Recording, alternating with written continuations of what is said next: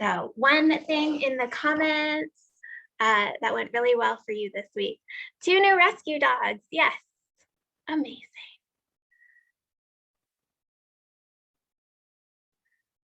Finished work until the new year. That is awesome. That's going to be great for an artist reset. Got to sleep in. Taught a soca dance. Yes.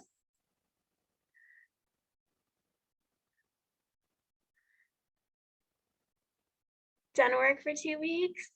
Brothers visiting. Yes. These are wonderful.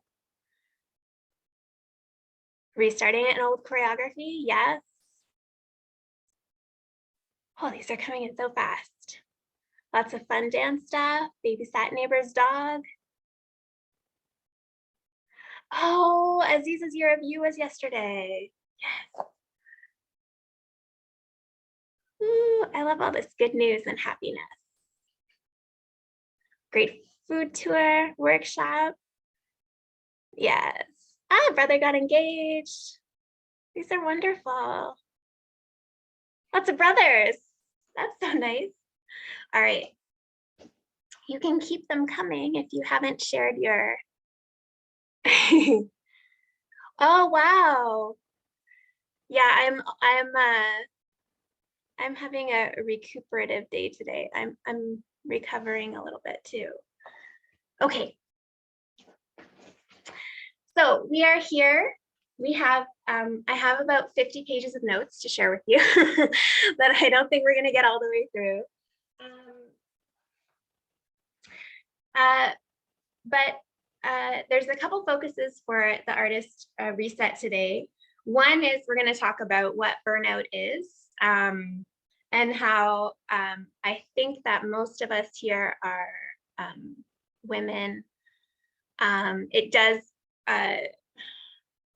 the way that our society is structured, women are particularly susceptible to burnout. Also talking about goal setting, how we can stay resilient, the importance of 42% of our lives resting. That's right, 42%, 10 hours a day resting. That doesn't mean sleeping, but we'll get into this breakdown. I know, doesn't that sound wild? I can already see some faces like, Eshe, no, that's okay. It's okay, I promise it's okay. So before we get into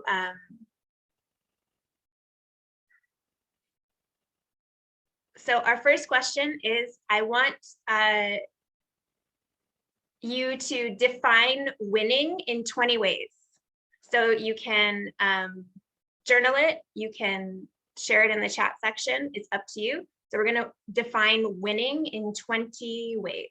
We may not get to all 20, but we're gonna take 3 minutes right now and define winning. So you can put it in the chat or you can put it in your notebook. And if you don't have a notebook, I would suggest grabbing one. For me, that helps me take the best ideas. I'm gonna share notes with you, but note-taking live for me is what often works. So we're gonna define winning.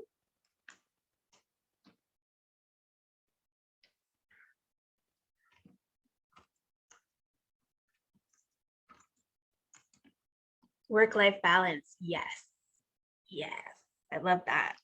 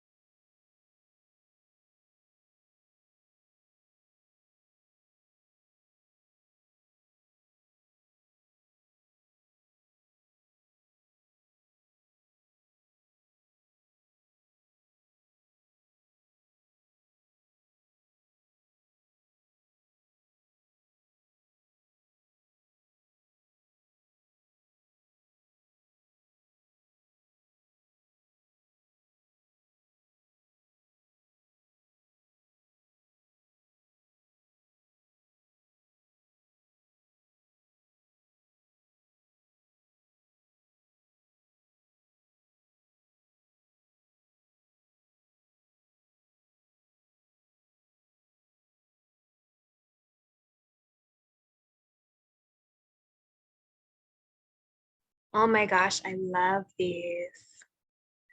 Strength through difficulties, joy, having clarity of vision or intention, feeling a sense of belonging,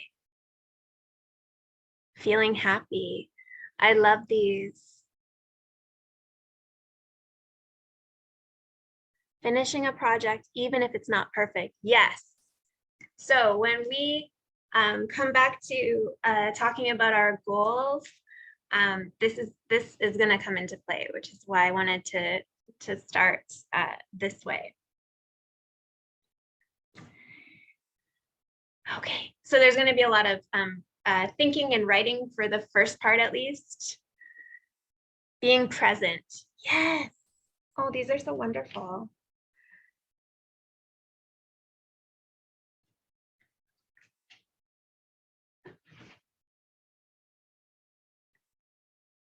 Working to my personal best. Yes.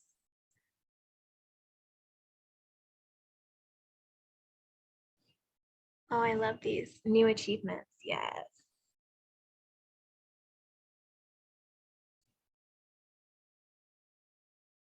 Yes, trying and learning.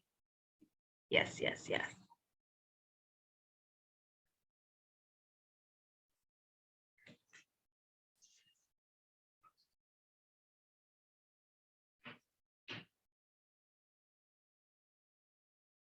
So we're going to get into this, but basically these are criterion velocities or discrepancy reducing or increasing feedback loops.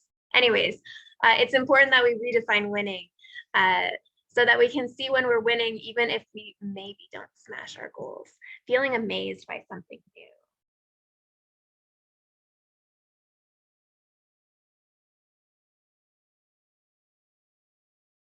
Good rest, new achievements, yes. Consistency. Okay.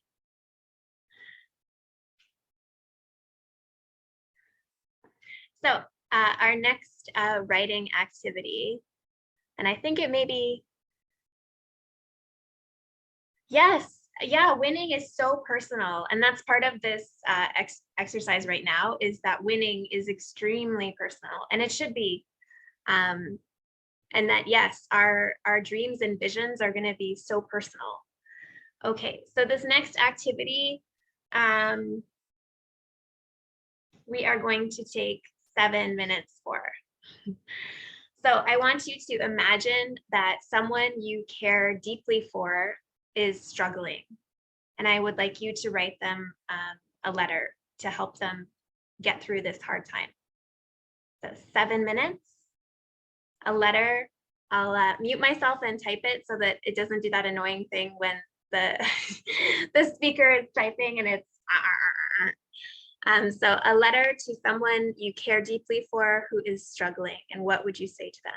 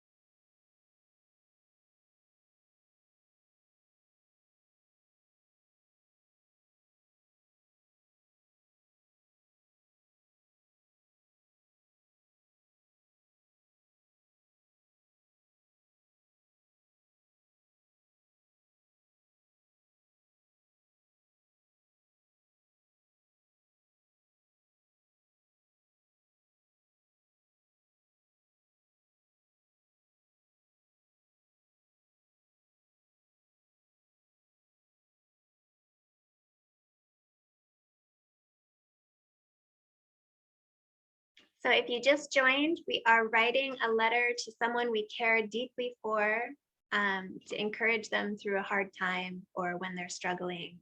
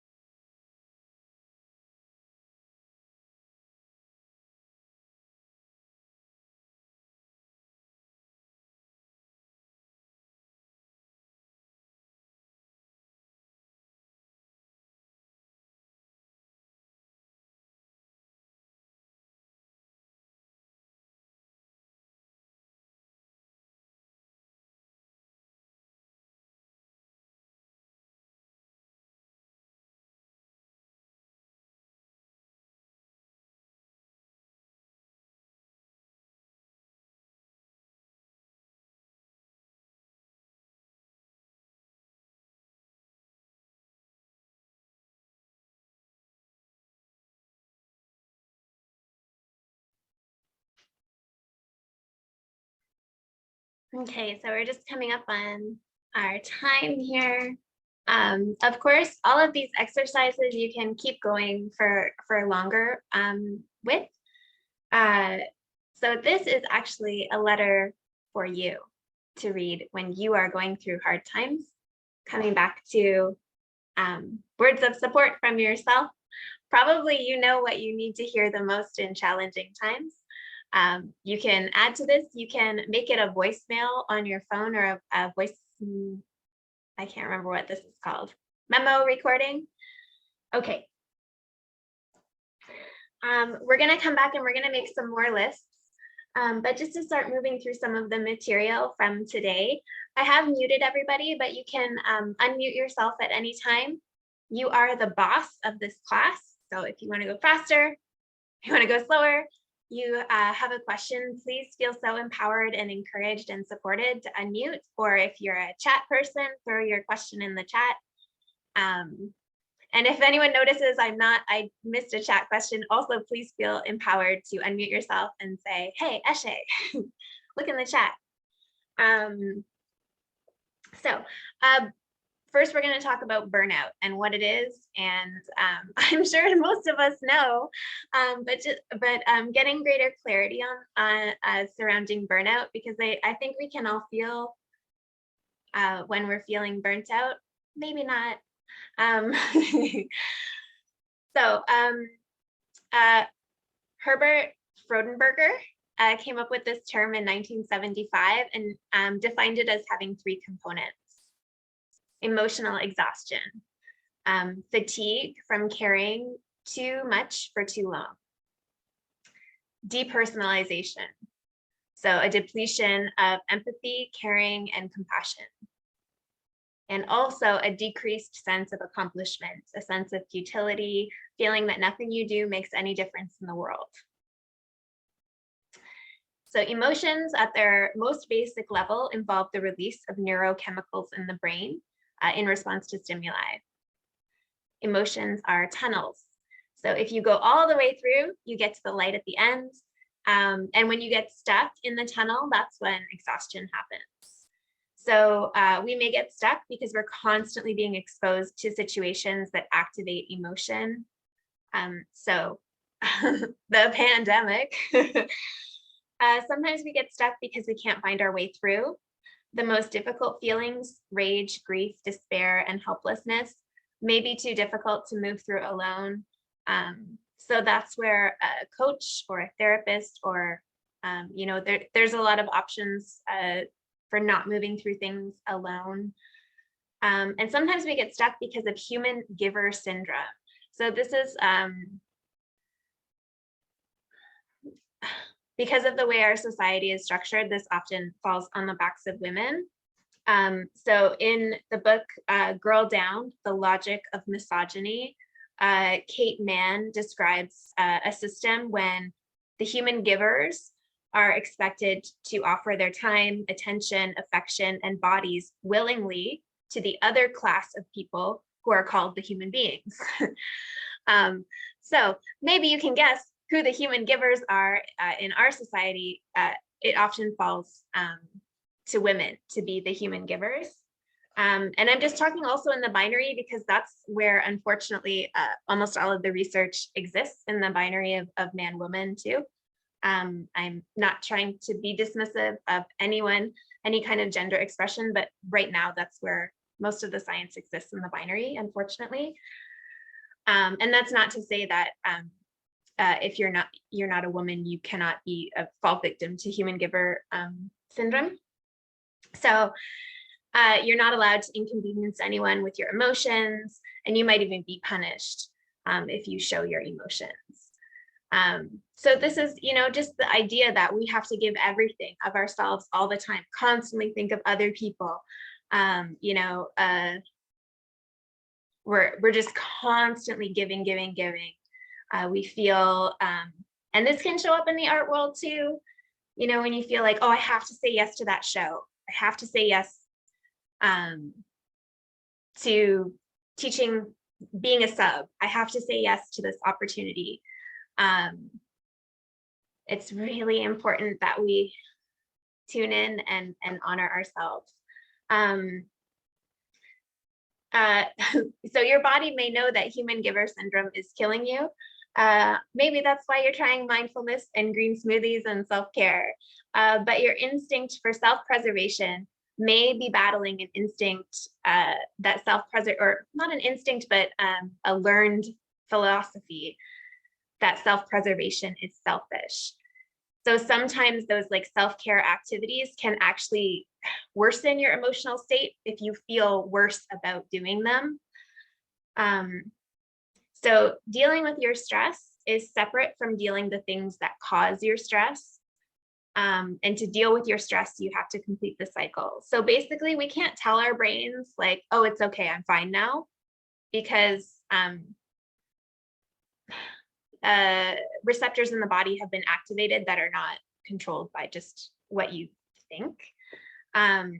So stressors are what activate the stress response in the body. So an external stressor might be work, money, time, cultural norms, expectations, discrimination. We are going to get to art, I promise. If you're like, this is kind of thinky. Yes. And also, what is masculine and feminine is so culture, it's so weird to me because there are things that when I was living in Asia were considered, for example, very feminine, and then living in Canada, very different things are considered feminine. So I don't think there's like a hard line. I don't personally actually believe in the binary of masculine and feminine. I just think we're kind of all puddles. But if like your jam is feminine, that's cool too. I'm a very femme person, but anyways, this could go, yes. I could get lost in this conversation. So I'm gonna steer myself back to my notes. And internal stressors are self-criticism, body image, identity, memories, the future. So stress is the neurological and physiological shifts that happens in our body when you encounter these threats. And when the stress response is activated, a cascade of neurological and hormonal activity initiates physiological changes to help you survive. So your brain thinks it's helping you. Epinephrine acts instantly to push blood into your muscles. Glucocorticoids keep you going. Endorphins help you ignore how uncomfortable it all is. Your heart beats faster, your blood pumps faster, your blood pressure increases, and you breathe more quickly. Your muscles tense, your sensitivity to pain diminishes, and your attention is alert and vigilant, focusing on short-term here and now thinking. Your senses are heightened. Your memory shifts to channel its functioning to the experience and knowledge of what's most immediately relevant. And your other organs get deprioritized. So your digestion slows down, your immune function shifts. Same for growth and tissue repair, as well as reproductive functioning. Sorry, just letting someone else in. So that's how chronic stress can lead to illness. And even there were some kind of gross experiments done on rats, but basically they stressed them out for 2 weeks and they died of sepsis just from stress. So stress, bad. If you took nothing else from that, not universally bad, but you know, when we're in those that for too long. So physical activity can complete the stress response cycle. So 20 to 60 minutes a day will help most people. And even just standing up and taking a few deep breaths can help. Physical activity tells your brain that you have survived the threat and your body is a safe place to live in. It's actually the most efficient strategy for completing the stress cycle. Breathing, so other things that can help: breathing, positive social interaction, a 6-second kiss, 20-second hug. This all has to have consent. 6 minutes of snuggling after sex, petting an animal, a big cry, laughter, and creative expression can also help. Completing the cycle is not intellectual. You cannot tell your brain you're okay. It's physiological. And also different strategies will work on different days. You need to get to know yourself. And when you begin to practice these strategies, you might only feel partial relief at first, depending on how much stress has been built up. So to be well is not to live in a state of perpetual safety and calm, but to move fluidly from a state of adversity, risk, adventure, or excitement back to safety and calm again, and then out again. Stress is not bad for you, but being stuck is bad for you. So we are going to compile a joy list. So we are going to spend maybe just 5 minutes. 5 minutes. I would like you to write down activities. It can be, so you can make this as big as you want. It can be activities, movies you like to watch. I watched this YouTube clip called The Most Illegal Move in Wrestling. It always cheers me up. So if you have things like that, they're gonna go on your list right now. So things that make, so like walking is a huge one for me, walking outdoors. So you're gonna start to make that list. If you, it can also be like philosophical phrases. So I love Aziza's undeniable. So I often, if I'm having a hard time, I'll say to myself, I am undeniable. I am undeniable, no matter how I'm feeling. So you can write down phrases like that that make you feel powerful. Movies that make you laugh super hard, or TV shows. And it can also be songs. So if you don't already have a playlist, I usually monthly make a new playlist of songs that make me really happy to listen to and move around to and walk to. So also compiling. So we have a place to go when we're feeling really low. So 5 minutes to make this list.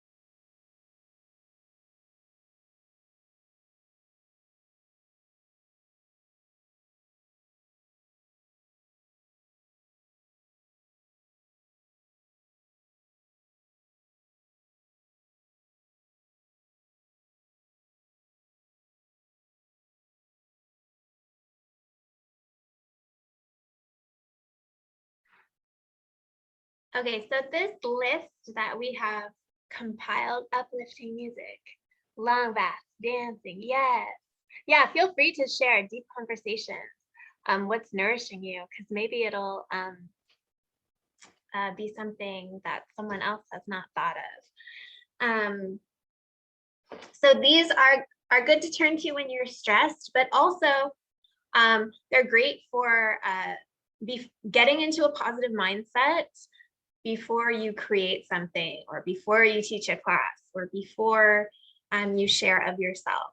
So great for dealing with stress, but also these things that make you happy are also good to turn to right before you be creative.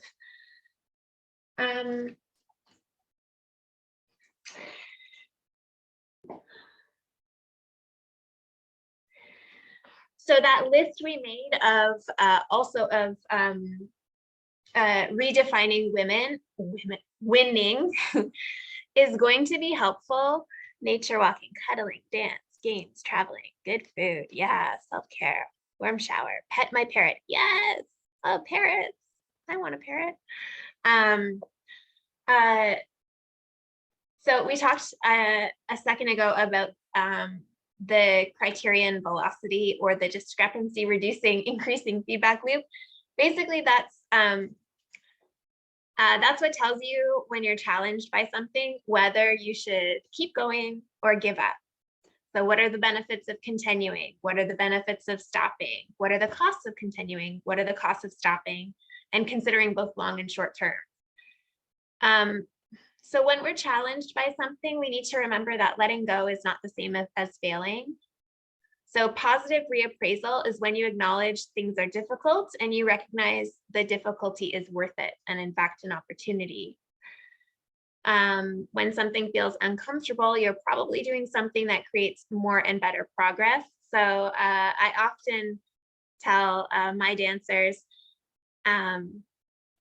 yes, YouTube, just for my huge list, yes.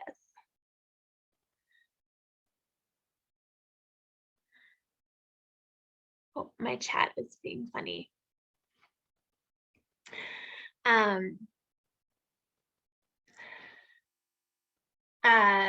That if they're learning something new, they're probably going to feel sweaty, maybe angry, irritated, uncomfortable. And that's okay when we're learning something new.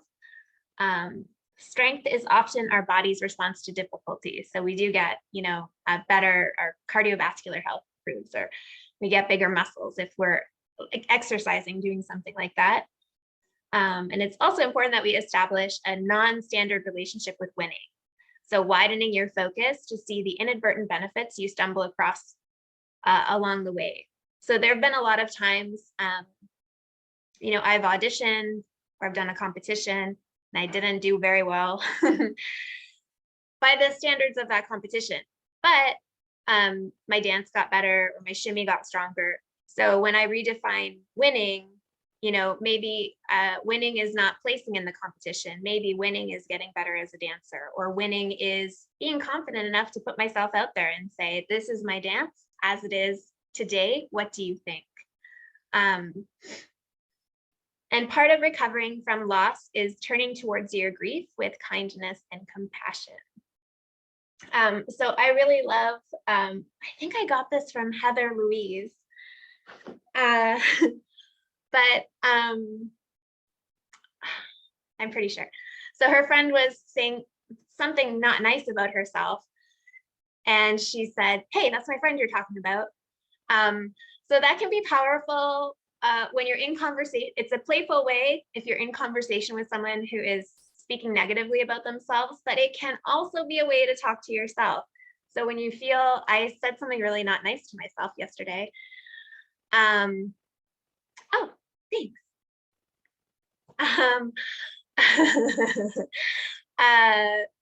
And my response was actually, hey, that's my friend you're talking about, to myself, which sounds maybe a little weird, but it actually really helps. And remembering,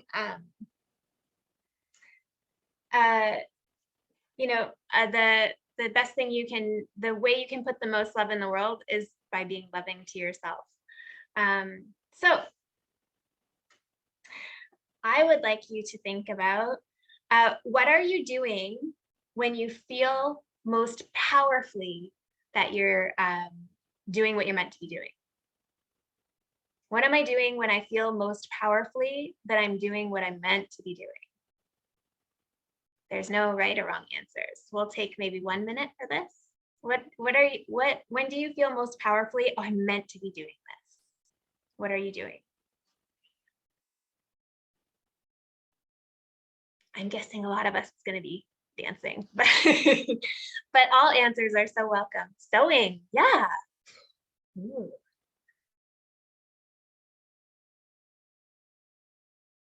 Yeah, so you can throw it in the chat or you can throw it in your journal or both.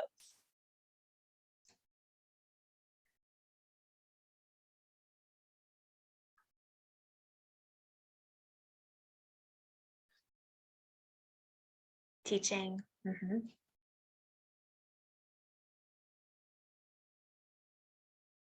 Dancing. Yeah.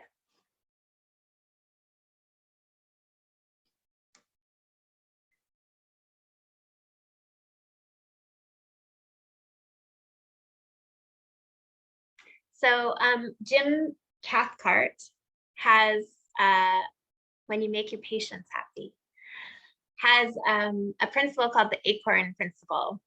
And basically, we're all born kind of with a blueprint. So an acorn seed will only become an oak tree. It's not going to become a rose.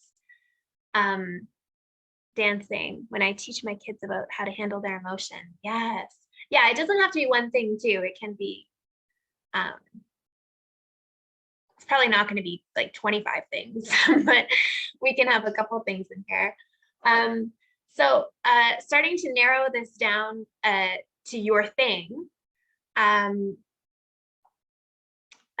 So I'm gonna say this from dance, but you can consider, if you want to consider this from a sewing perspective or a parenting perspective,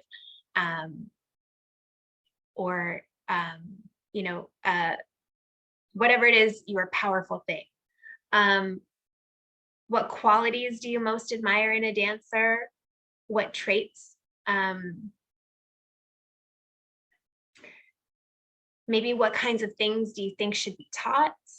What are your top values? I'm going to put these in the chat too.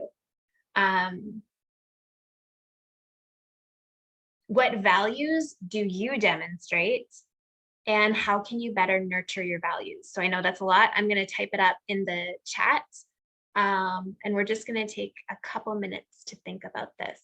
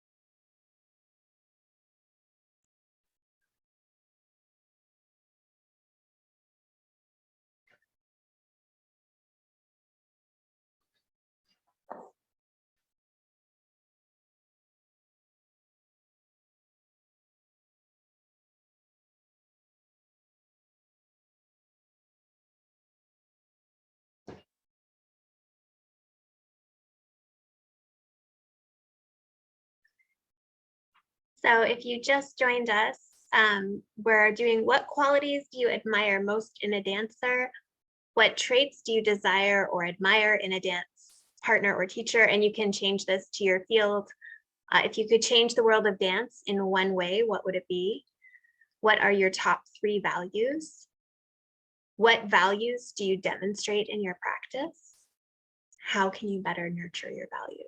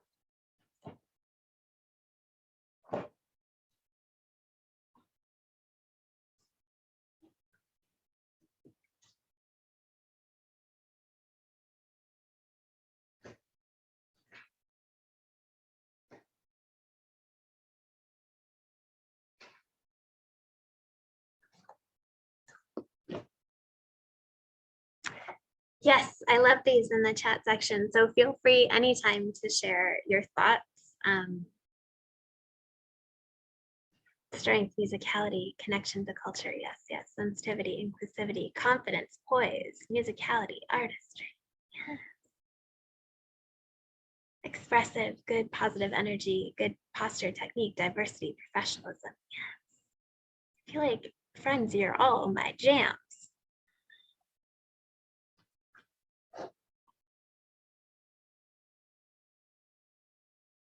And it's totally okay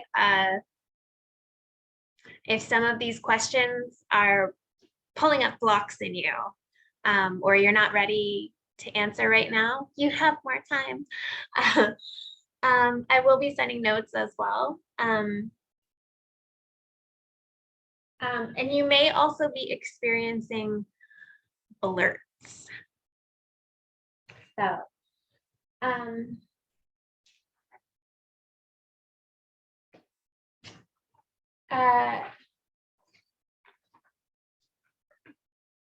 blurts or blocks sometimes come up when we're talking about our dreams and visions and goals and our deepest self.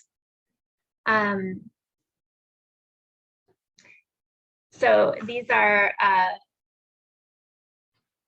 and you can choose to do, so in the artist way, they advocate, you'll be amazed at the rotten things your subconscious will blurt out. Write them down. These little blurts flag your personal negative core beliefs.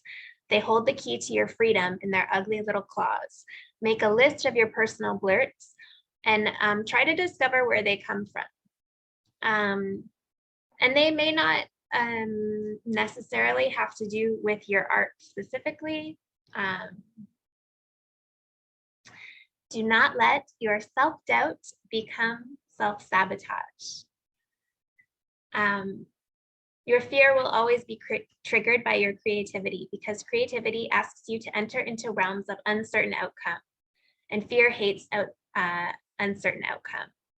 So you'll find Brene Brown talks about this a lot, but creativity and fear and risk all go together. And a lot of times our mind's response to that when there's an uncertain outcome is to protect us from that and engage in numbing behaviors or avoidance. So that's when you've got a big show coming up and you've got to, you know, pick your music or create choreography or whatever you're doing, and you're putting it off and putting it off and putting it off. That may be what's happening there is you're worried about being amazing.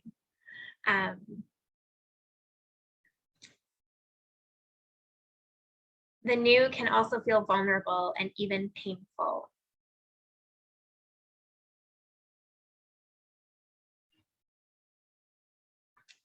And I loved, I took a workshop with Candy Little last year, and she said, creative blocks are an opportunity to be daring.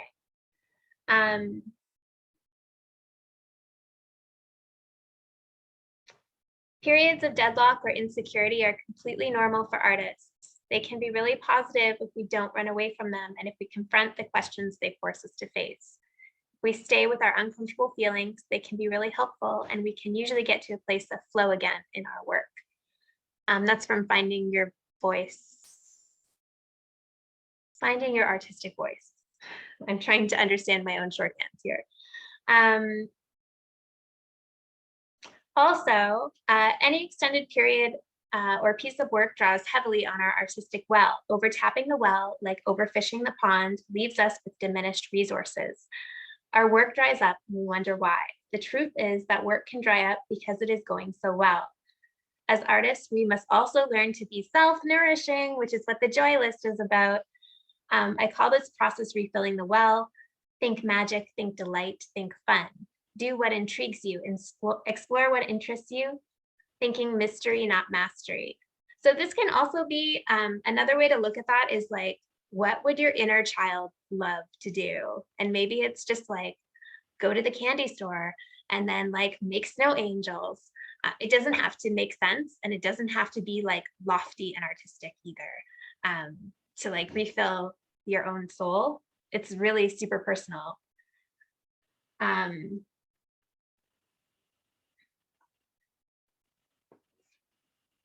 Oh, okay.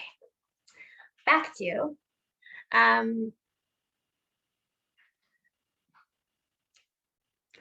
so I think we'll take a little break when we get to 11. But before we get there, just like a 5-minute, like get a drink of water, go to the bathroom, if you need to stretch, you want to dance. What is, yes, mystery, not mastery. And also, if you didn't know this, perfectionism is a goal of designed by white supremacy. So maybe that'll help some of you. If you didn't know that, maybe that'll help some of you put it down. Perfectionism is not possible. And yeah, it was designed by white supremacy. Let's get that out of here. Gross, right? When we think of it like that, probably seems pretty gross. So let it go if you're holding on to that. So before we take our first break, I would like you to just dream about, I know this might be hard right now, but dream about 2022. And what would you like to do? And it doesn't have to be like make sense. Do you know what I mean? Doesn't have to be logical. Put down that you want to be an astronaut. What are your big dreams in 2022? Big and little. So it could be, one of my dreams is like learning how to roller skate in 2022. So it can be something simple like that. It can be big, and it could have to do with like the core of who you are, your artist goals. So we're just going to take the next couple minutes and write about our dreams. And then I'm going to put on a music track, and that's your cue that you could, like, if you want, you could keep writing if you want to, or you can take a break at that point.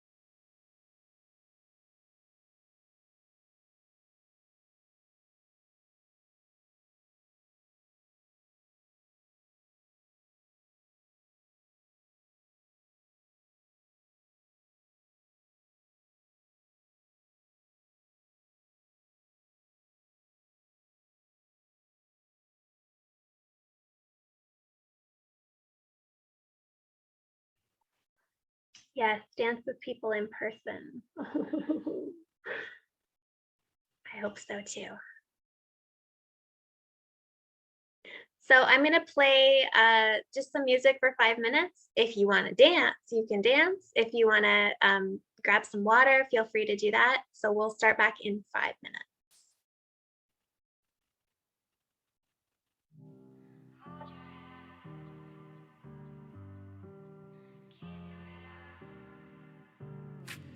Sweet dreams are made of this. Who am I to disagree? Travel the world in the 7 seas. Everybody's looking for something. Sweet dreams are made of these. And I didn't record any of that because I hit pause. So right now we're doing a little gratitude boost. So you're going to DM someone, text them, or write a note of gratitude that you're going to deliver later in your notebook.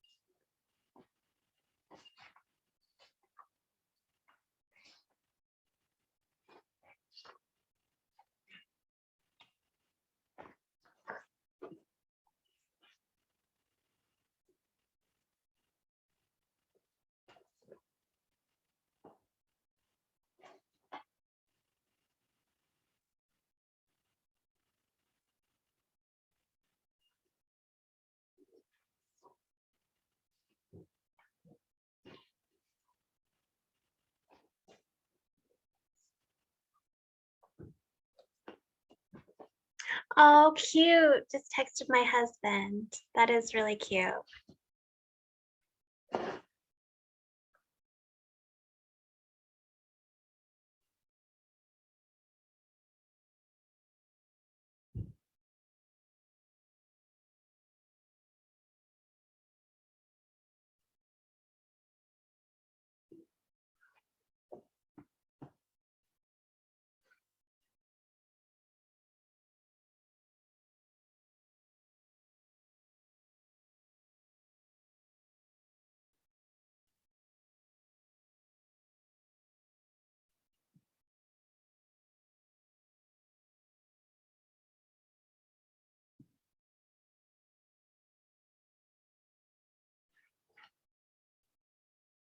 All right.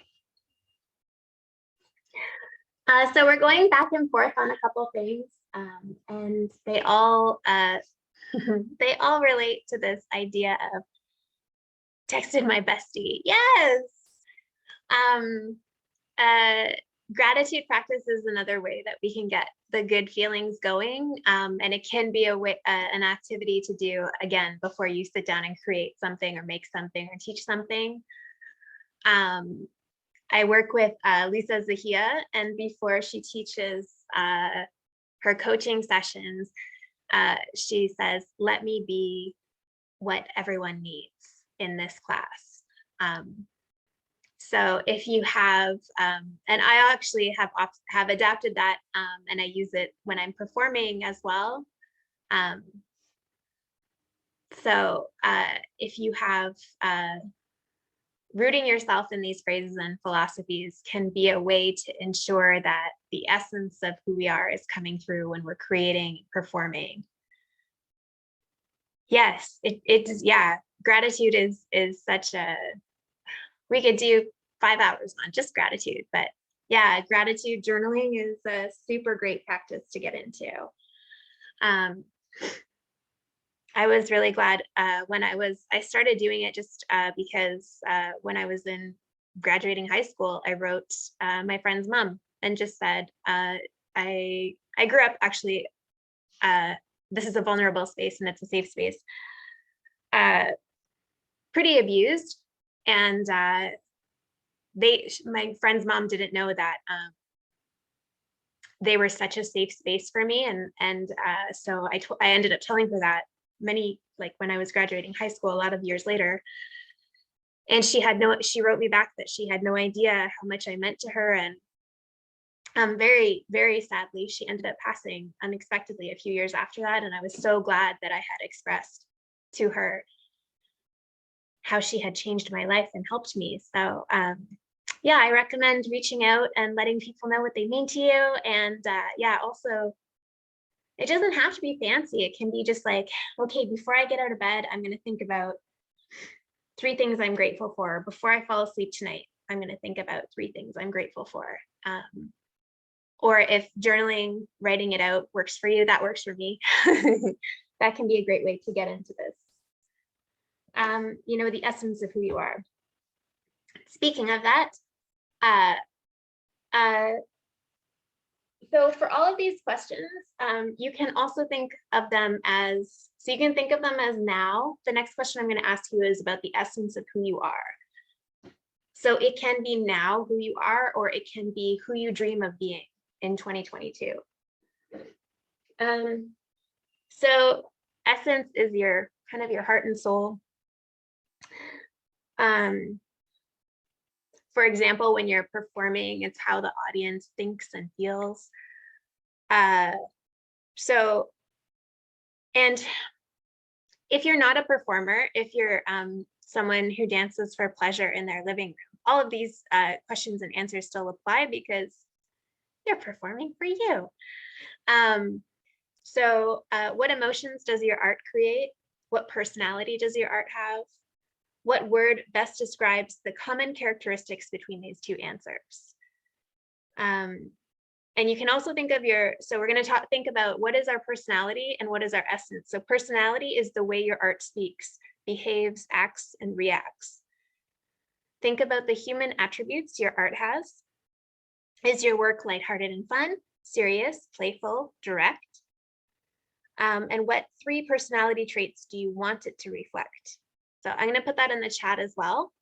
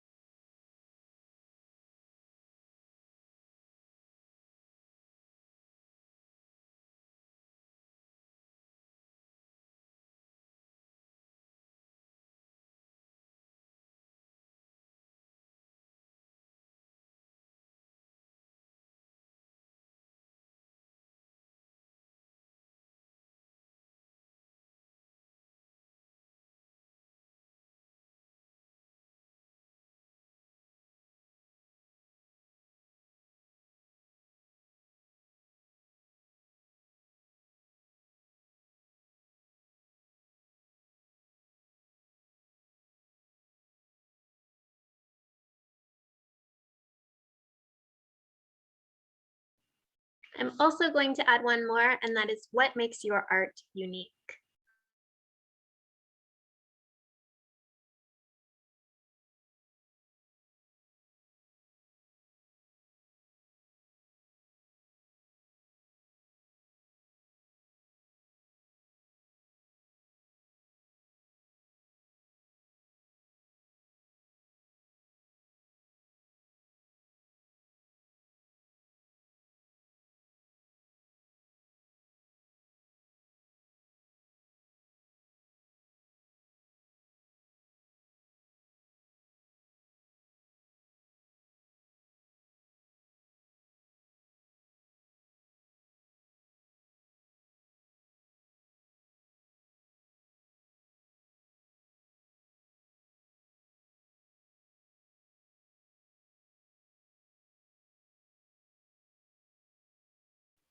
Yes, I will add. Thank you, thank you.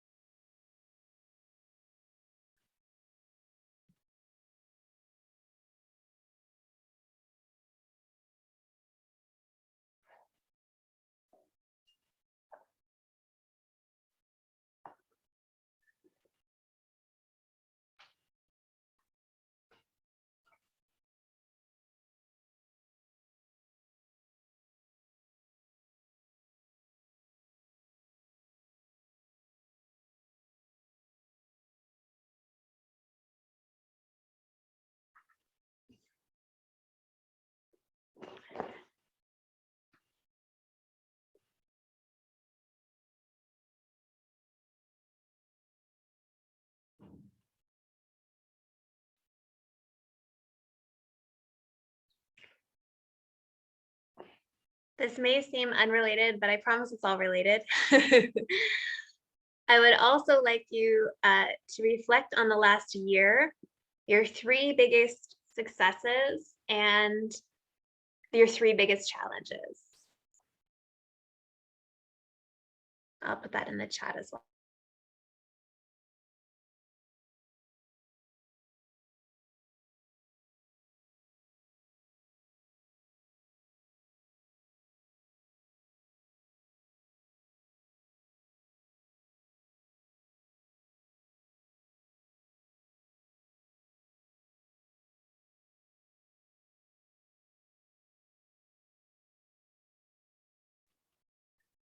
So I'm not getting weepy and emotional because I prepared this, but if any of this becomes triggering or makes you cry, that's totally okay.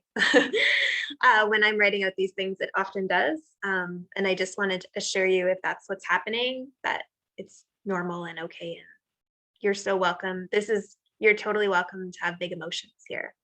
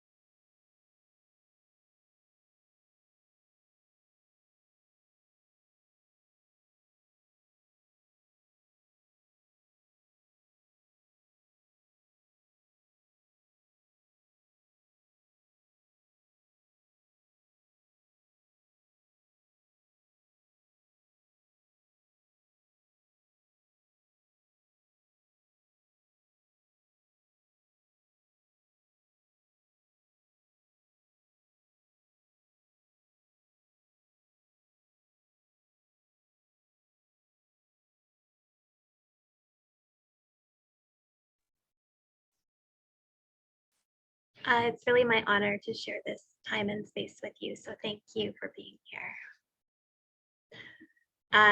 We're still going to take a couple more minutes on the 3 biggest challenges and 3 biggest successes. But if you're finished that, I also would like you to reverse engineer it a bit, your successes and your struggles, and think about how are you responsible for your successes and your struggles. So what's working, what's not working that you need to stop, and what needs to start happening, or what do you need to start doing? So what are you doing really well? What's working for you? What's feeding those successes? What are you doing that possibly is not working that you need to stop doing? And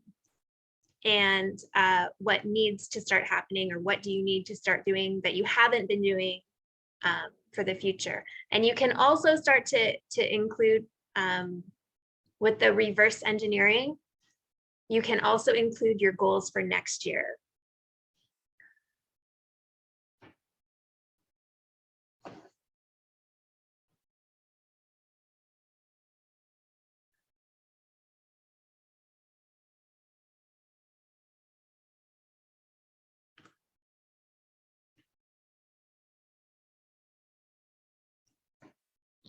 Yes, yeah. I have really struggled, to be honest, taking care of myself during the pandemic and feeling like,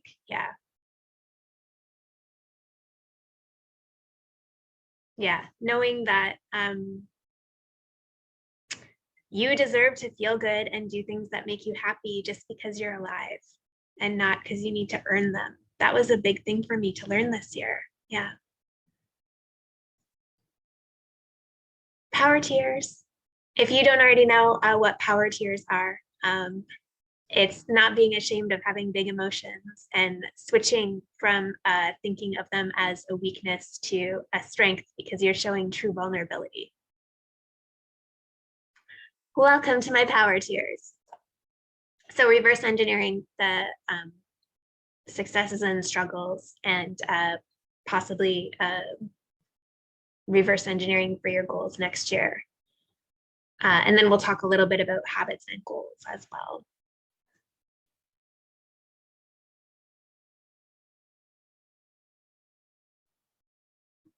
Yes, I need a power tiers shirt too. If that's somebody's talent on here.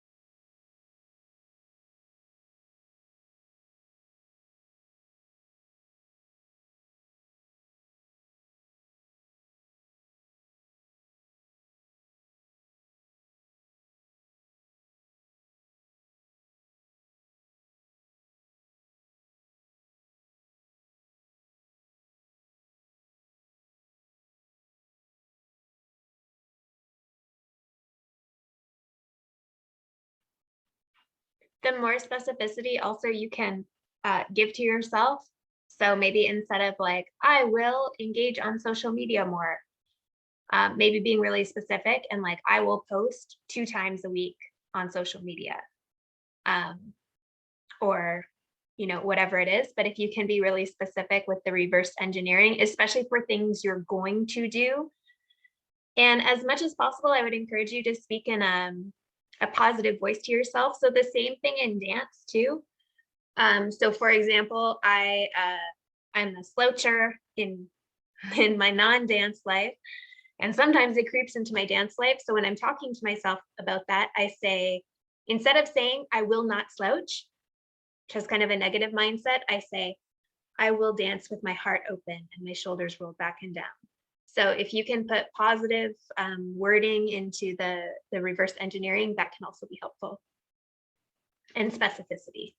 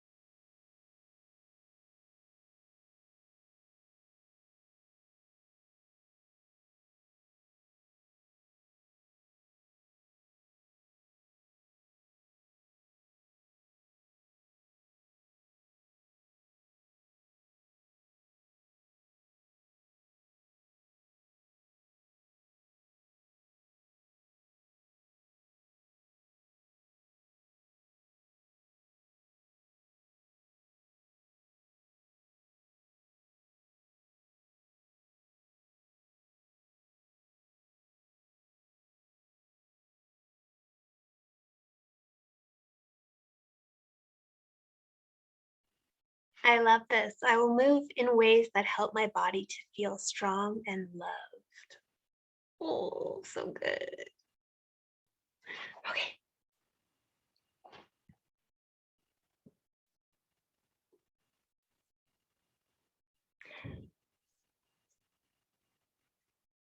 There is a really wonderful book called Atomic Habits that breaks down basically the science of how we implement new things that we want to have in our, yeah, it's a great book if you haven't read it.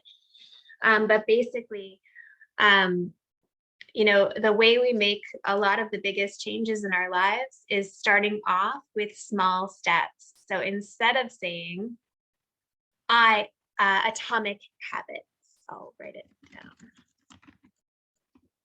down. But basically, small, easily incorporated changes. So instead of saying, I'm going to shimmy for 90 minutes every day, maybe setting it at, I'm going to shimmy for 2 minutes a day. So our goals are really important and they help us grow as people, but if they're not easy to incorporate, if they're not short, especially in the beginning, the chances are actually very low that we're going to continue to be successful with them. And there's a bunch of different, you know, strategies we can use when it comes to goals and habits. I have a business buddy, and we meet once a week and just talk about the goals we have for our business, and also like support and vent to each other, like, oh, I'm struggling with this, and sometimes she has an idea or I can offer a reflection back.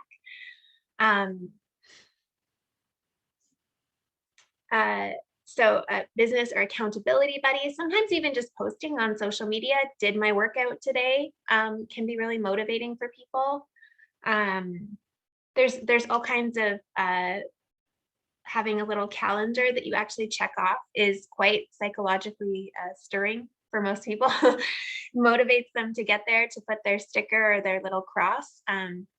So when we reverse engineer how we are going to be what we want to be next month or next week or next year, we also need to break down like the habits that will be involved in that. So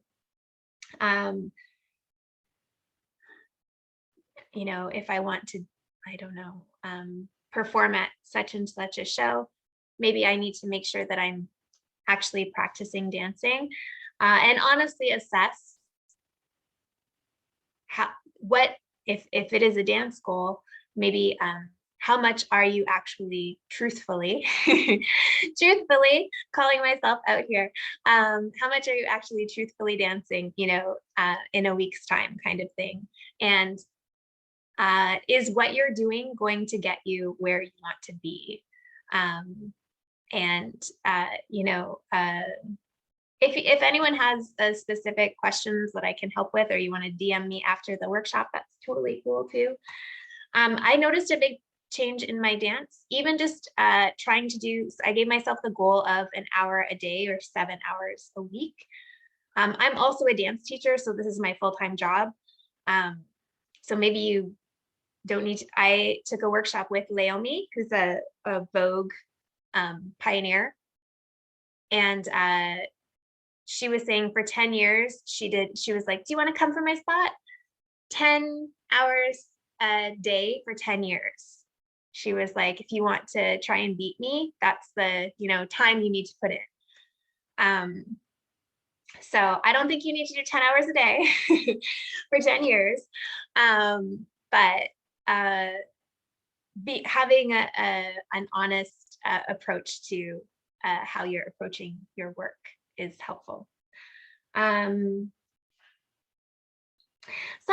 we're going to get into some creativity stuff. We are still journaling at first, just to write down some ideas. So the first, yeah, we're just going to discuss music mapping for a little bit. And then we're going to jump into some other creative ideas. And if you have, so the first bit will be still in our journal for a little bit before we take those ideas to the dance floor. And we'll take a little break I personally need to reset my space for movement, but we're going to talk about first how we can approach songs and like a couple different activities, creativity wise, performance wise, that we can use maybe as a jumping off point for some of our songs. So the first one is going to be, we're just going to talk a little bit about music mapping.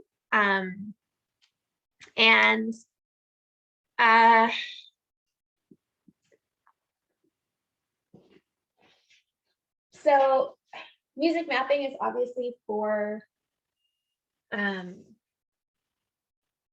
creating choreography or creating even structured improv. I'm trying, sorry, I have so many notes. But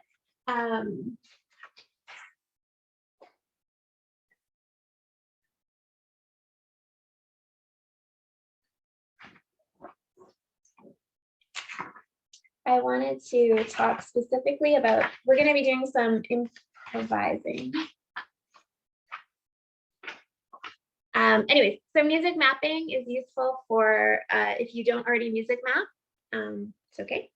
We're going to get into some exercises that also help with music mapping if you're not familiar with the kind of concepts that we're going to be talking about.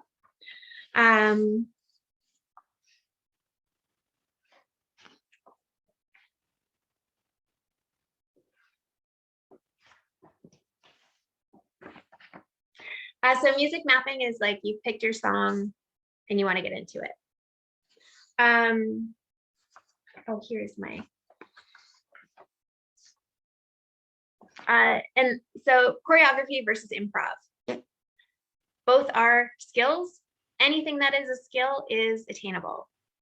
So when we think about improvisation, what are the necessary components and what are the tracks?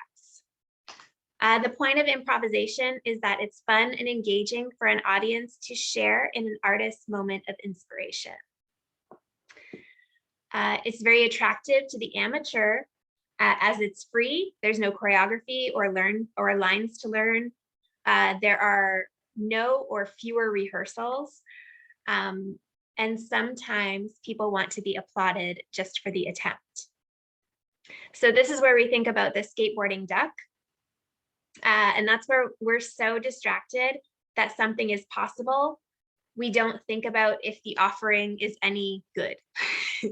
So that's a skateboarding duck. When you watch a duck on a skateboard, you're not necessarily evaluating how good or bad it is. You're just like, wow, I didn't think that was possible.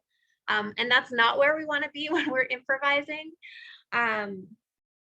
So adults often assess if they will be successful before they join in an activity. And if that's happening for you today, I would encourage you to just let that go.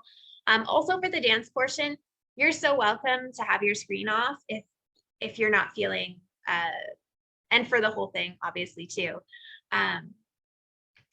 Kids don't play and say, oh, I've run out of ideas. I need to do more character research. They just make stuff. You're the most able to learn, create, and improvise when you are the most yourself. So we want to think about those, the essence of you, your personality, all those things you wrote down. And while we're dancing, maybe see if those essences, those personalities are being truly reflected. If not, maybe you want to change how you describe your dance, or maybe you want to change your dance to fit who you want to be. People who are the most successful at learning to improvise are often the most relaxed. Adults often want to signal physical apologies. So I'm sure you've seen this. I have seen this on stage a million times, where an adult will like physically apologize for something. This can be, slouching shoulders. Oh, this won't be too good. When they're the way they walk on stage, sometimes dancers will physically apologize before they begin a number. And what they're telling you is don't expect too much. This isn't going to be too good. And then often that becomes true. So we want to approach any performance with energy, focus, enthusiasm. That will dramatically increase your chances for success. Being relaxed and positive. Don't worry about being original. So I love Donna Mejia says, avoid the tyranny of interesting. So don't get trapped up in being the most original, being the most interesting, the most unique. Practice saying yes and. So that's a tool that improvisers use. Often they're collaborating and they're in a scene. So if somebody says, oh, happy birthday, I'm not going to say, oh, my birthday was yesterday. I'm going to say, thanks so much. Do you want to have a piece of cake with me? And you want to do the same thing when you're improvising as a dancer, saying yes and. So being open, relaxed, positive. The way you talk to yourself matters. So the audience may not know the exact words you're using, but they can tell if you are not saying nice things to yourself. Yeah, the internal dialogue is often reflected on the face. When you dance, try and say, this is fun and easy for me. So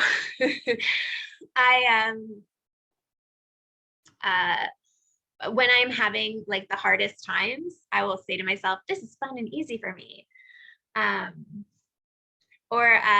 One of my other voguing teachers, Cesar Valentino, says, say, ooh, ah, yes, in your head when you're moving. That can also be helpful. If your attitude is cheerfulness and delight, you fool your censor into thinking nothing needs editing. And when you're creating is not the time to edit also. So, and when you're improvising is also not the time to edit. You don't have a time machine. You can't go back and fix or chase something. So let the moments fall away. If it didn't go perfectly in that second, it's okay. Imagination in adults is like a scared animal and it needs encouraging. So we're gonna do some just music mapping in case it's a tool that is not in your arsenal. I just want to make sure everyone has it. And then we're going to do a little more writing about motifs. And then we're just going to, for the last hour or so, we're going to get up and move. I am going to give you a break in about 10 minutes. So we're going to do music mapping and motifs very quickly right now. Just to make sure you have this toolkit in your arsenal. So for music mapping, I'm going to pick my song. There's no one way to do this. This is just the way I do it. So I go through and I mark as I'm listening to my song. Let's do, oh, I already have this one kind of mapped out a little bit. So.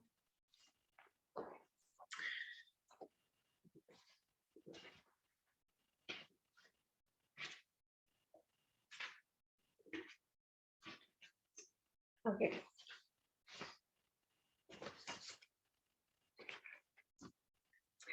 I'm going to listen to my song. Oh.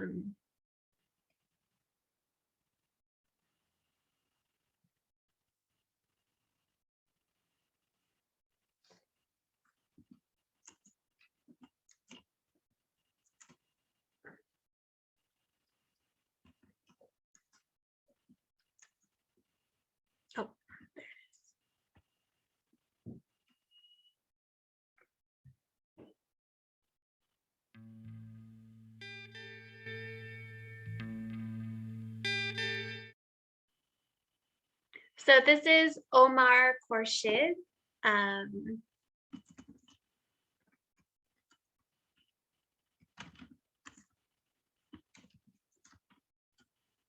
Version of Enta Omri, and he spells it Antaomri. Most of the spellings are with E, except for his. So first I'm going to write down the bones of the song. So I'm going to write down, I'm going to chunk it into sections. So this first section, and I'm also going to do the times. So I'm going to write like 0, 0, 0, intro. And then I'm going to go through and I mark every 8 count is just how I do it. And I mark the time. So I have 0, 0, 0, 0, 0, 5, 0, 0, 8, 0, 0, 11, all the way through. I'll just play the first section for you.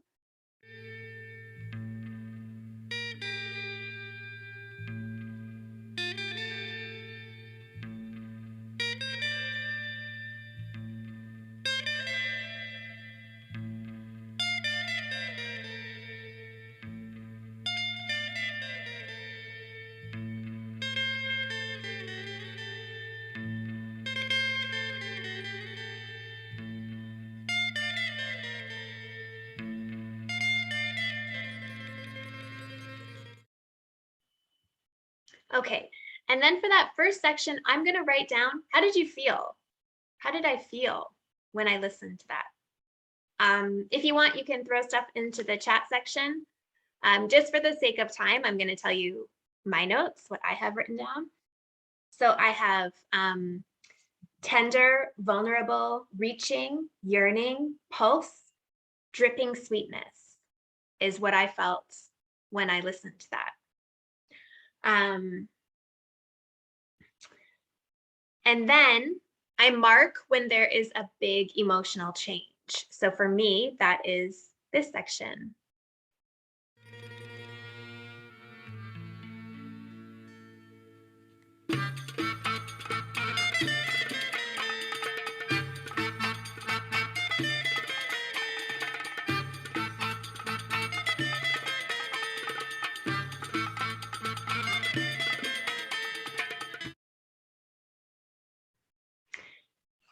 And for me, I noted that that section felt assertive, funky, bold, and daring. And bigger. I felt bigger. It was just felt a lot bigger. So when I go through, I also note the directions of communication. And this is something that we're going to try and do in the creative section. There's a couple directions of communication that we use in dance. So one is direct, me to you, I'm talking to you, or I'm talking to one person. Indirect or open communication, I'm talking to everyone in the room. My gaze is kind of unfocused on one single person. And then I also have, I also include a third version, which is to God or to the universe. And there's a fourth one, which is internal. We want to make sure when we're doing internal that we're not hiding, that we're still emoting strongly, even if it's coming inside a little bit. So I'm going to note the directions of communication as well on my map. So I have for that first section, for example, that it's internal and to self. The do, do, do, do, do, mama, mama, mama, mama, do, do, do, do, do, mama, mama, mama, is to me, I feel. And the second, I feel it's more connecting, it's bigger, I'm receiving the beat. And I'm not to one person, I'm unfocused and open to everyone, but it becomes more external for me at that point. And I'm noting that in my music map. And then I also have, I'm also noting in my music map, any floor patterns I want to use. So things like, so I noted in the first part, I felt it was very still. So I wanted to use stillness. And then in that second part, I wanted to be bigger. And then in this next part,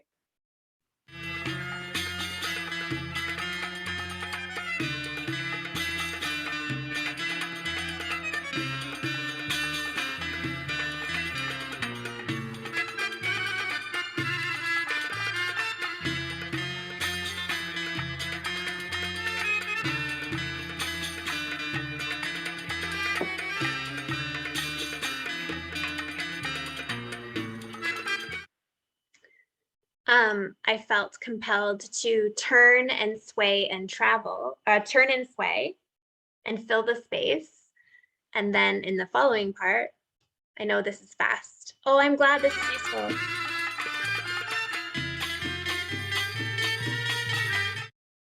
I have that I really want to travel in this section. So my words here are urgency, driving, power. So really, and then we start dancing. And when I'm really glad this is useful. And we want to use this map we created when we're sitting down, buckled into our chair and listening. And you always want to make sure when you're creating that you are spending some part of your time just really sitting down and actively listening. But then you want to go back through once you've started kind of crafting the choreography and see that the choreography is reflecting your initial impression of the music. So if I want to be vulnerable and tender and yearning in the beginning, are my movements actually reflecting that? You can also, for the traveling section, if you didn't know this already, anytime you have traveling sections, watch your whole choreography on fast forward. It's really useful. It can help show you like, oh, I'm always turning to the right every single time, or oh, I have a tendency to always do a hip drop and then a shimmy and then a figure 8. Maybe I can change that. So watching also your choreography after you finish it on fast forward can help you identify patterns. Oh, I'm helpful. I'm so happy music mapping is helpful. So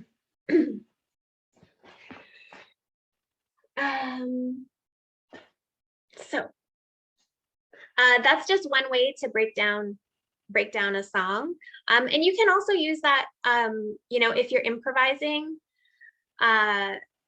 to make like a skeleton plan. So even when I'm improvising, I really want to make sure that I'm delivering moments. So, okay, this is going to be, doesn't have to be all choreographed out, but oh, this is the veil section. This is the floor work section.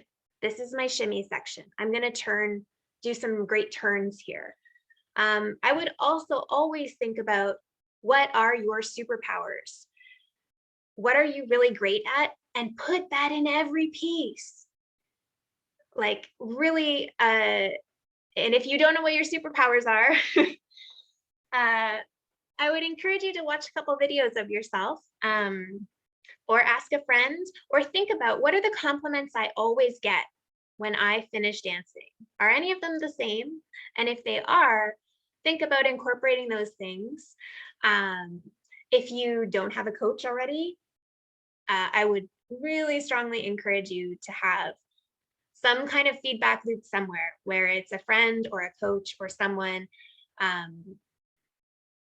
Once you get to the point where you're like, okay, I want to get some more eyeballs on this.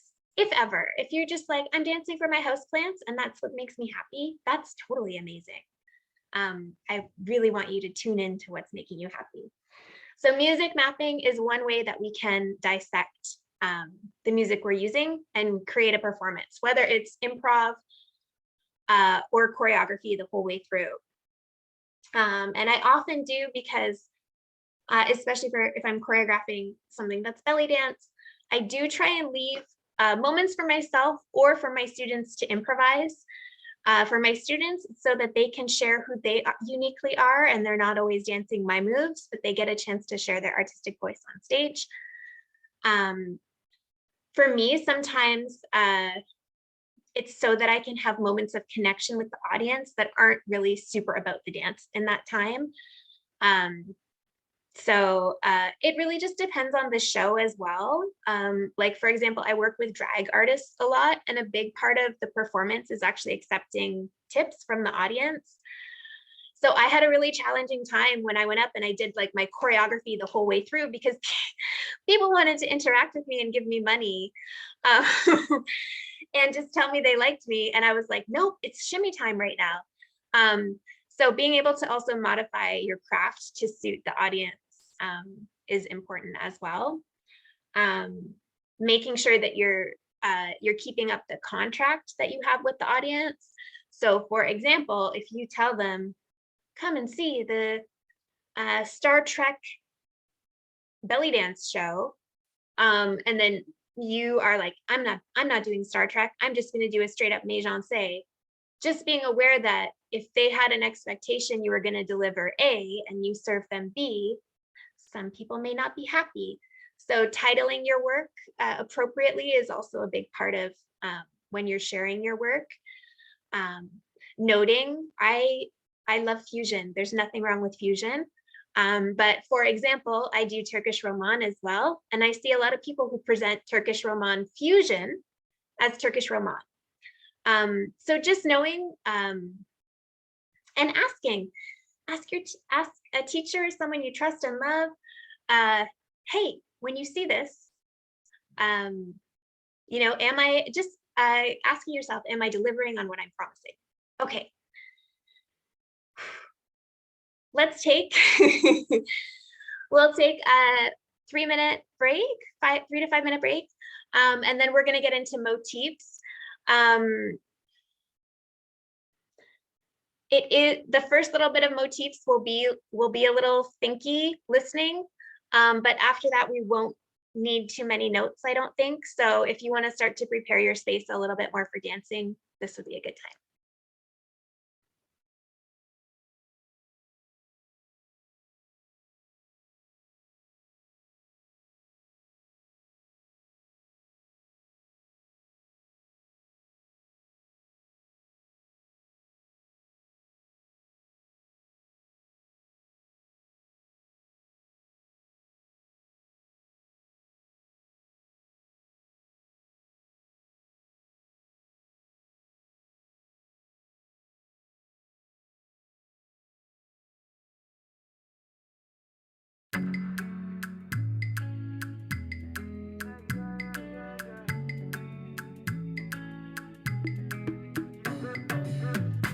Why you fight like this? Everybody wanna know why you dey shine like this. It's E. Kelly. Do like that, make you whine like this. So if you be stronger for life, put you for repeat. For repeat, you hear me say, quality, quality, yeah, girl, you got it all. On top your body, you know, say for sure, my girl, I'ma make the money fall, yeah, yeah. Quality, quality, yeah, girl, you got it all. On top your body, you know, say for sure, my girl, I'ma make the money fall, yeah. That your backside on fleek. Say me, I no go be resist the kind of things you do to me, believe. Yeah, my old kid. I fit to do anything for my old kid. Now my baby, now my old kid. Yeah. Don't mess with my old kid. My old kid.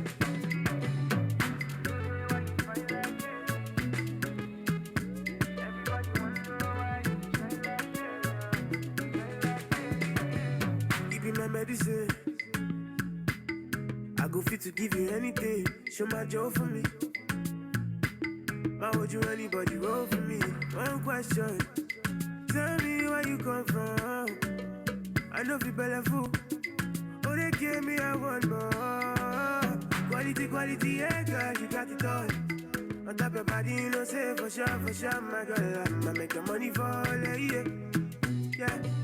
Quality, quality, yeah, girl, you got it all. On top your body, you know, say for sure, my girl, I'ma make the money fall, yeah. That your backside on fleek. Say me, I no go be resist the kind of things you do to me, believe. Yeah, my old kid. I fit to do anything for my old kid. Now my baby, now my old kid. Yeah. Don't mess with my old kid. My old kid. Yeah,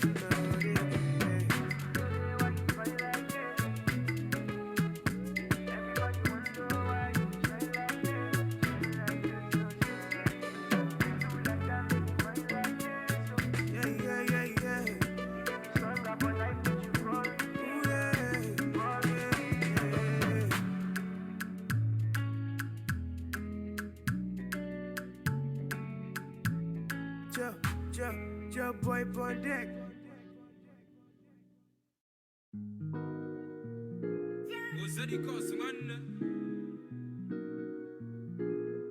Another banger. Make a pom, make a pom, pom, pom, make a pom, make a key, body pom, pom, pom, your body kakara, make a pom, pom, pom, on a magnetic. Kilo fait, I'm a touch of it, fine, fine, oh, back at it, watch your love for like it, why not more, your body, check it, push it in, in my day, kabalo, see, kilo fait, why now, my lady, tell me what's in there, your body, I'm a damn easy, baby, why you want to give me control, if you want to get already, I'ma make up my you, I'ma need to I go my you, I'ma need to do maybe, but I'm money is on, yeah, do maybe don't go carry belle, do maybe, let go on me see, yeah, don't see, yo, baby, make a pom, make a pom, pom, pom, make a pom, make a key, body pom, pom, pom, your body kakara, make a pom, pom, pom, on a make it check it, bom, bom, bom, check it, fine girl, make you nobody do fine boy like this, so.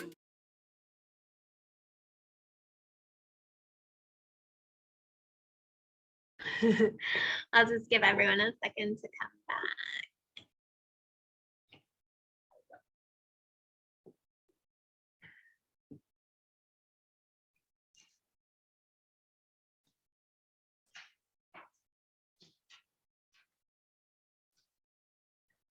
Actually, I'm going to read the part that I read earlier that didn't get recorded. So intrusive thoughts, say to yourself or to someone else if you hear them voicing intrusive thoughts, hey, that's my friend you're talking about. All your body requires of you is that you turn towards it with kindness and compassion, with non-judgment and acceptance of your emotions, beliefs, and longings. Notice what it feels like inside your body. Ask your true self, hey friend, what do you need? Are you hungry, thirsty, tired, lonely? Rest makes you stronger. In studies, groups given rest persisted twice as long at depleting tasks. Rest makes us persistent, productive. Rest eliminates the effects of fatigue. Learning is not complete without sleep. Your memories consolidate, new information is integrated into existing knowledge. Lack of sleep worsens conflicts, heightens inflammatory immune responses, and eventually can kill you. Science says 42%, 10 hours of your day should be rest. Roughly 8 hours of sleep, 20 to 30 minutes of stress-reducing conversation with someone you're deeply connected to, 30 minutes of physical activity, 30 minutes paying attention to your food. When you are cruel, contemptuous, and shaming to yourself, you increase the cruelty in the world. When you are kind and compassionate to yourself, you increase the kindness in the world. Being compassionate to yourself is the least you can do and the single most important thing you can do to make the world a better place. Okay, I'm glad that's on here now. So we're going to do one more activity for creating called motifs. Think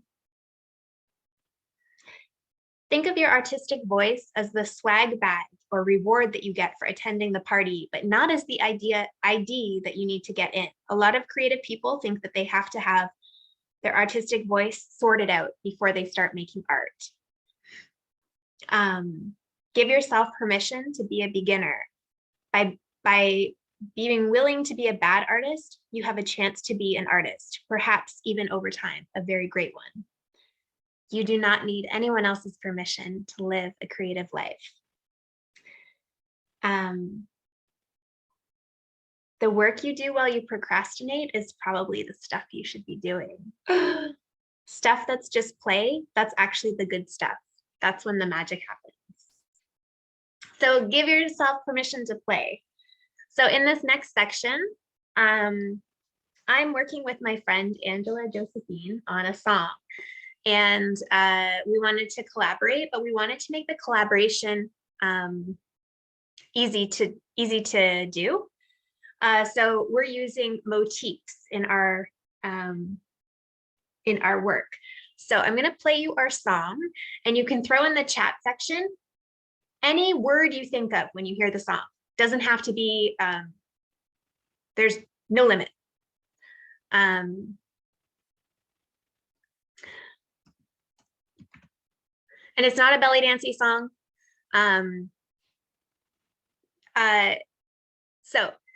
Anytime you're given a song to work with, you're assigned a song to work with as an artist. I want you to figure out how, as an artist, you can process the song or process the instructions, find a way in. Especially when someone's giving you a song like this. And don't worry, we're only gonna work on this song for like 5 minutes and then you'll never have to see it again if you don't want to. But find a creative way in as an artist. So this is our song, and just your impressions, what it makes you feel, maybe animals it reminds you of. There's no wrong answers here. You can just throw it in the chat section, and then I'll also share mine.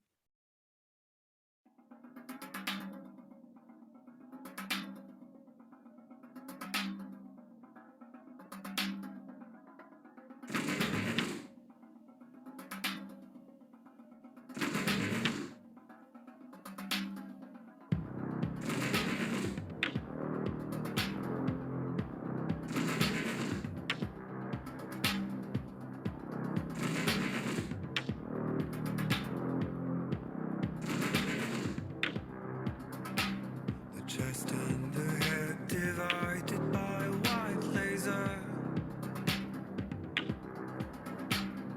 A pattern of mad strobes are going haywire. In your eyes, night cold, I see the end of us. You're playing your best role, but the mask shatters. Where are you going, boy? Where did you get so lost? How could you be? Okay, so I'm gonna stop there. Another thing I should have mentioned with music mapping, when I'm doing music, oh, I'm happy you like it. When I'm doing music mapping, I also, it depends on how you're working with the lyrics, if at all. So I know Cami Little actually like, she like puts all the lyrics into the computer and then shrinks the font and like staples the lyrics to the corner of the pages. I prefer to write them out where they occur, whatever works for you. And we're going to get into a vocal exercise where you can be emotional or literal with the lyrics as well. I just wanted to mention that really quickly in case I forget to do it later. So now that we have these words, you're going to pick 3 of them. So if you didn't come up with anything, that's fine. You're going to steal. Stealing is part of the creative process also. Don't shy from it. Steal away. We have to steal from a million people. If you just steal from Zoe Jakes for your whole solo, guess what? You look like diet Zoe Jakes. And it's not interesting and it's not compelling because it's not you. So it's fine to steal from Zoe Jakes. But you need to steal from like 10 other people as well. So it doesn't just look, why wouldn't I just go watch Zoe Jakes be Zoe Jakes? I don't want to watch you be Zoe Jakes. I want to watch you be you. So you're going to take 3 of these words, and then you're going to write a list of verbs that go with that word. So underwater, for example, that's a great one. I could do swim, eat, catch, splash, like, so you're going to take 3 of these words and just do a brainstorm. Your best brainstorming does not involve your editor. Your editor is not involved. Just barf out your creativity, barf it all out, all of it. Let it be weird. So 3 words, and then all of the verbs you can think of, all of the action words to go along with it.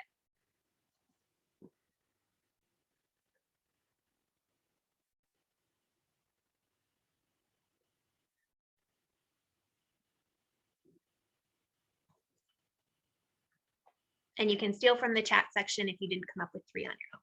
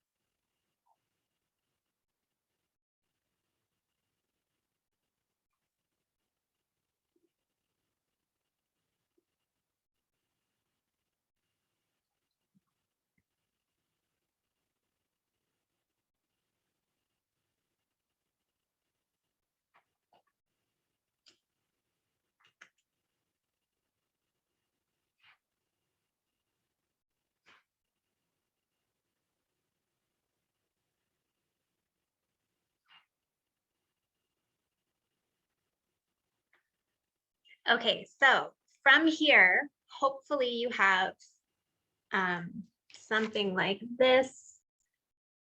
So you have your main words, and then branching off, you have a bunch of other words. I want you to pick at least your top one from every section, or if you have two in every section that you really love, but no more than that. So total max is going to be 6 words, but I want you to circle 3 of them at least.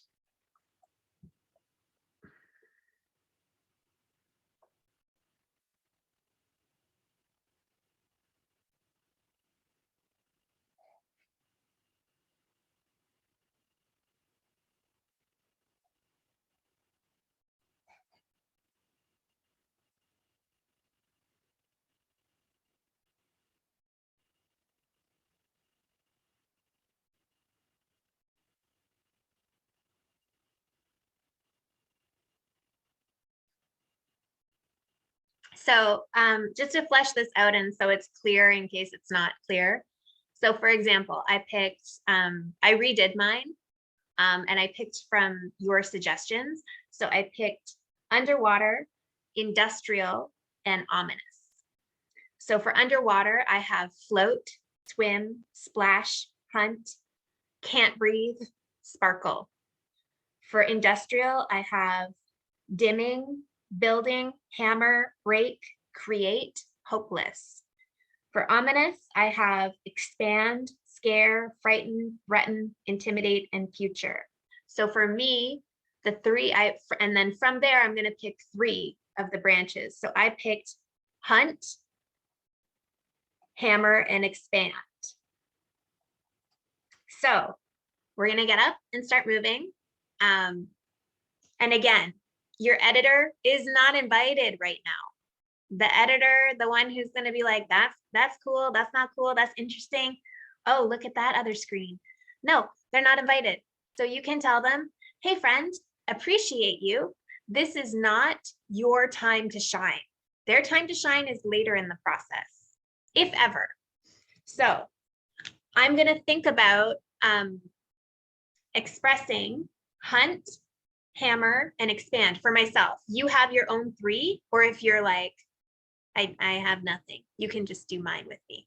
So we're going to try and find movement motifs. So when I'm working with Angela, you know, I told her, okay, this is my movement for, what did I do? So with her, I did threatening, cobra, and conflict. And then,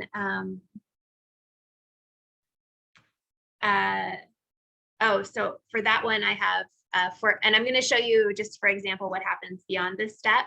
So I think we have like, is our coil gesture. So I give her, so after we've done this dance, hopefully you're going to solidify at least a little bit what these 3 gestures are going to be for you. And they can be, it's up to you if you want to do them right after each other, 1, 2, 3, 1, 2, 3, 1, 2, 3, or if you're going to go 1, freestyle a little bit, 2, freestyle a little bit, 3, freestyle a little bit, or do 1, 2, freestyle, 3. Or you can mix and match and do 2, 3, 1, 1, 2, 2, 3, 1, 3, 2. It's totally up to you how you put this together. But if you're working with someone, this can be a great way for you to make the piece collaborative and have it make sense throughout. So it doesn't read like peanut butter jam, peanut butter jam, peanut butter jam. You know, when you're working with duets, sometimes you can really see like, oh, she definitely made this part and she definitely made that part. So this is one way that you can kind of blend the edges a little bit, is if you're like, okay, we're going to use, I come up with 3 motifs or gestures or movements or combinations. You can make them a little bit longer, but I would really suggest keeping them like 8 counts or shorter. When I'm working with Angela, we don't actually have counts for the combinations so that we can manipulate them a little bit easier. If you were doing a straight up like Rakshaki piece, it may be easier to say, okay, it's on the Saidi rhythm, and we're going to do, this is our little combination or our motif. Motifs also give meaning to the piece. So the gesture that you're doing doesn't have to be understood literally by the audience, but just by infusing meaning in this way, you make the piece more meaningful and more artful. And they're gonna know, like, you have an opinion about the piece, even if they don't understand exactly, word for word, oh, it's cobra and underwater and industrial. That's what she's expressing. No, but they're going to know you have thought about this piece, you have created something, and it has meaning, and you're rooting the meaning in movement. So putting your three together, we're going to get up and play. Please give yourself permission to have fun. What are mine? I have a brain like goldfish, so I had to review. If you need to, sometimes it's helpful for me. I write my 3 words a little bit bigger on a separate piece of paper that I can see easier when I'm improvising, so I don't have to like get on the floor. And you're gonna experiment and play. So maybe hammer is like this the first time for me, and another time it's like this, and another time it's like this. So please, you don't have to do the same, even the same word doesn't have to be expressed the same way every time. Play until you find like something you like. So you have your 3 words. I'm going to play the song and we're just going to play with those 3 words. And my screen is spotlit, so you're not being recorded at all. If that's of any concern to you at all, it's only my screen that's recording. And I'm very comfortable acting foolish on screen. And I would encourage you, if you're not comfortable with that, try a little bit. Okay, so we're gonna go from the top. You've got your 3 words and we're gonna explore the piece. You can put movement in between the 3 words if you want to.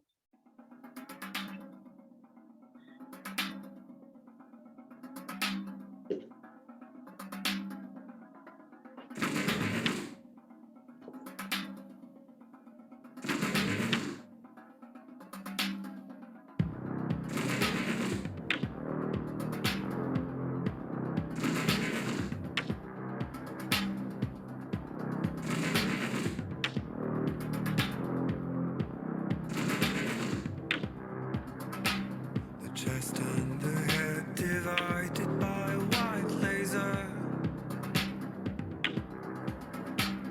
A pattern of mouth strobes are going haywire.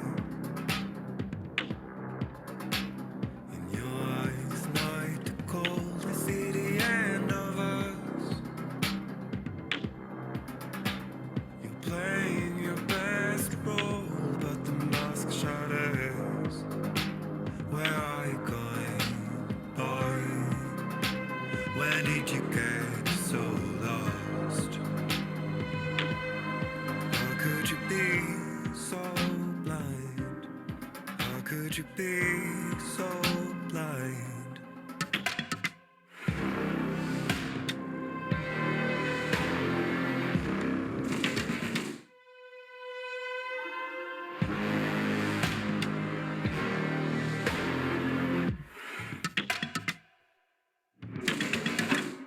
A sustained heart pain and a dark fever.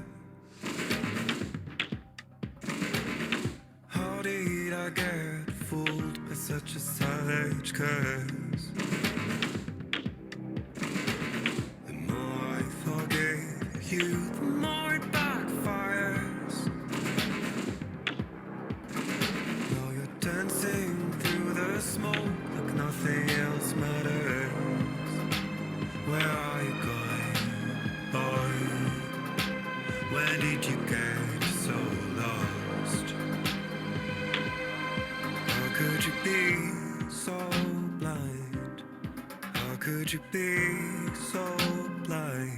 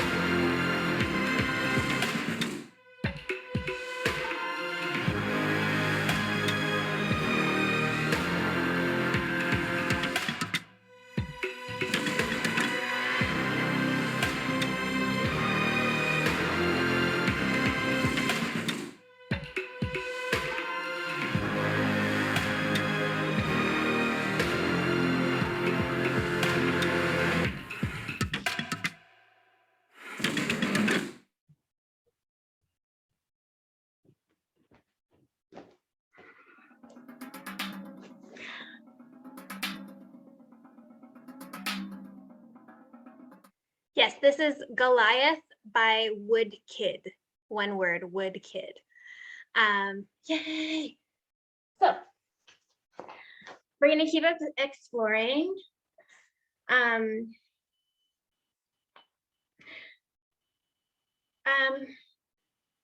Let's use some breath for this next one. So breathing is one of the first things we do when we're born, and we keep breathing for the rest of our lives. It is fundamental in life and therefore in dance. Breathing correctly can improve our technique, our posture, our timing, our balance. Breathing through our nose is usually deeper and slower and gives us more oxygen. It also helps us focus and makes it easier to stay calm. Try to breathe through your nose if you can. Synchronizing breathing with our partner can also create connection. Breathing in often feels lifted and lighter. It has a feeling of growing and expanding. Breathing out feels grounded and downwards. It has a feeling of shrinking or contracting. We're gonna, in the interest of time, we're just gonna listen to this next song, and we're gonna try and use our breath to power the movements. And you can think of open and close. You can also think of like being blown around the room by your breath. So like a big exhalation. It doesn't have to be pretty, but you can make it be pretty if pretty is your thing. That's totally okay. And you can also, this is one of the things you can listen to if you're picking a song and you're working with it over and over again. Listen for moments of breath, and also it feel, like a body wave or anything really with breath feels and looks differently. So, for example, holding my breath and allowing my breath to inform it will change how things look if you're breathing throughout your dance and actually putting breath in your work. So we're gonna play and just try and put a little breath.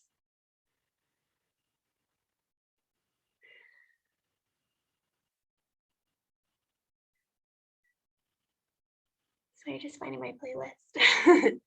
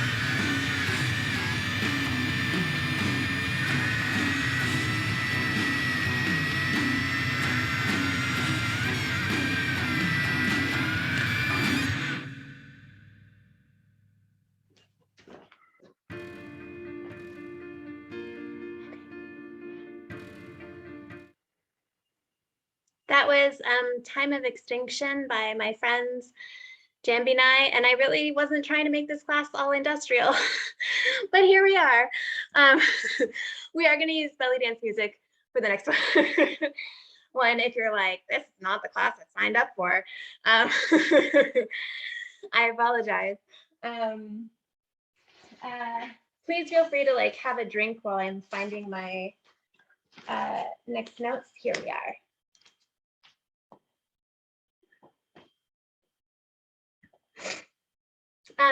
So next we're gonna play. Yeah, it is for most people. I do think it is. It does. Yeah, that is my thinking. We're in the artist reset, being creative and maybe moving to music that you wouldn't normally pick for yourself. It will bust you. You cannot do a shimmy and a figure eight and a hip drop and a chasse and a rock step.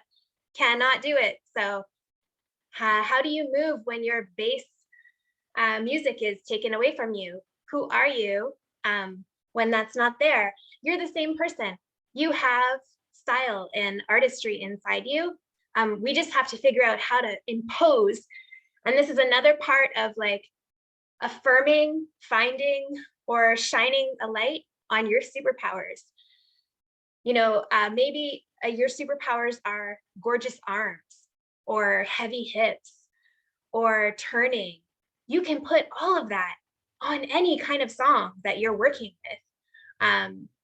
So I hope that even if it's not a song that maybe speaks to you, that you find a way to impose your artistry on it or make a discovery about yourself.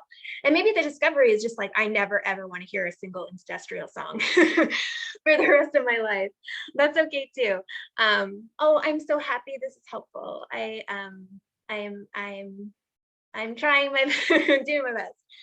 So next we're going to talk about high and low status, more industrial. Okay. So when we meet people, we're always making guesses about, oh, I'm so glad. Thank you. We're always making guesses about how they feel about themselves. And we're trying to determine how confident they are. And sometimes that is going to determine other things like how hard we pay attention to them. Oh, yay, I'm happy.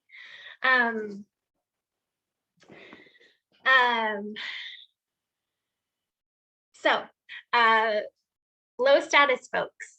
And you know, there are some times that not all of this applies. So a low status person on stage might be scratching or touching their face. And this also includes adjusting your costume. Please adjust your costume before you get to the stage. If something happens during the show and you know something is not where it is supposed to be, I would really strongly suggest turning to the back, fixing it in the middle of a slow turn and coming back to the front rather than getting on stage and doing one of those. It really looks like you're not ready to dance or you weren't ready.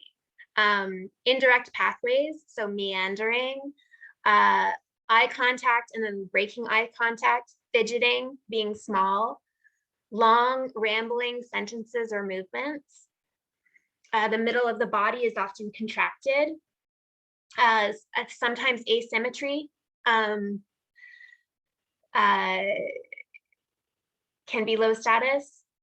Keeping your distance from others. So sometimes I see this in Zoom performances, and I understand that you want your whole body to be seen. But if I do my whole show, like all the way back here, it can also read to the audience like you're afraid of them, or you don't want them to see you, or you don't want them to get too close. So I would encourage you to think of all the limitations of Zoom as opportunities. If you're performing on Zoom, as opportunities. What can I do on Zoom that I cannot do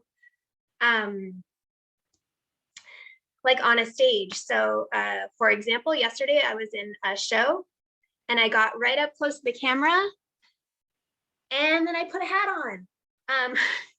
So I couldn't do that I couldn't do that. In normal times, they would see the hat, they would, and thinking about, or sometimes I will put a veil underneath my camera and pick it up.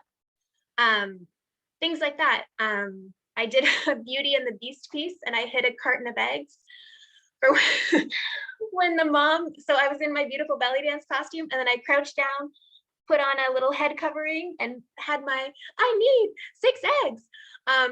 So think about how you can use these limitations as creative springboards in your work.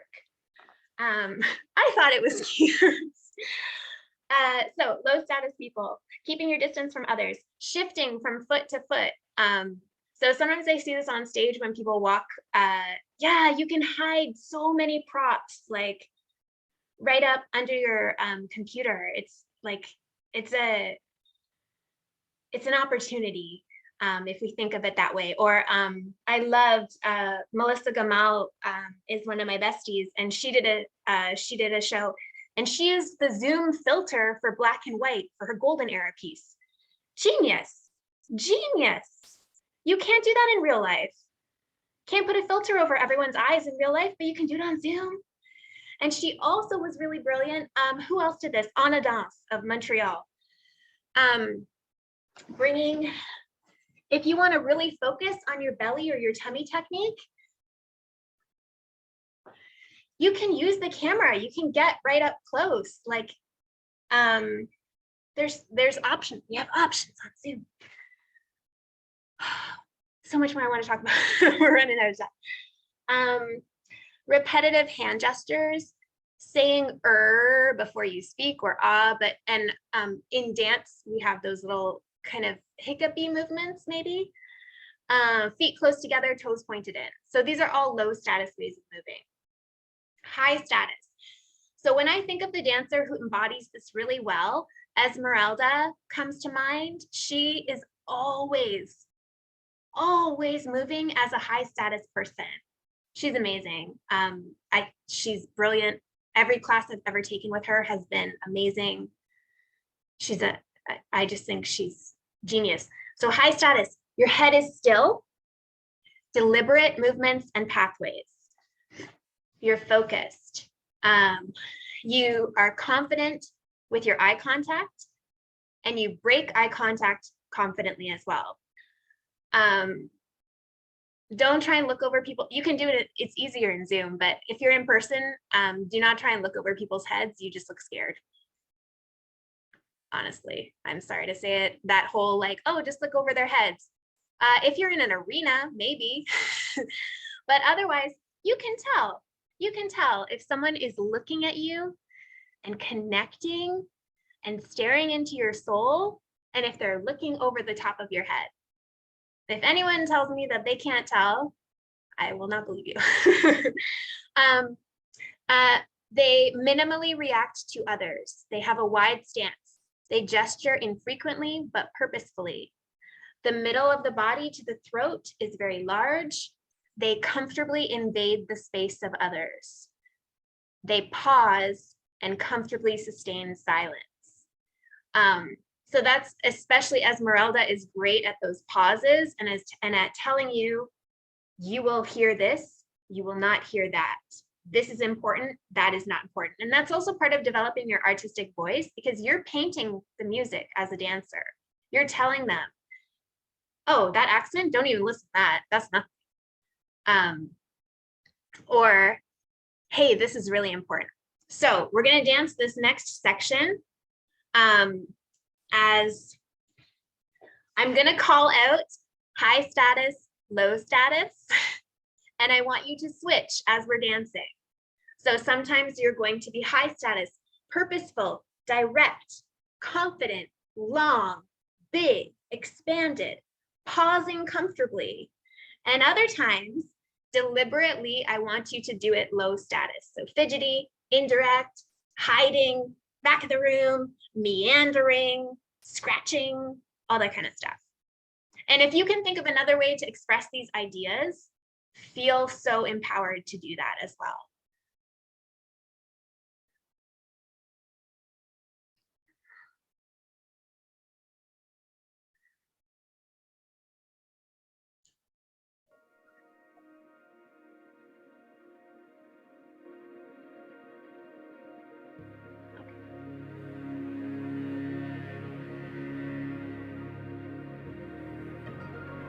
Actually, these are shorter songs. So let's do this first one, High Status.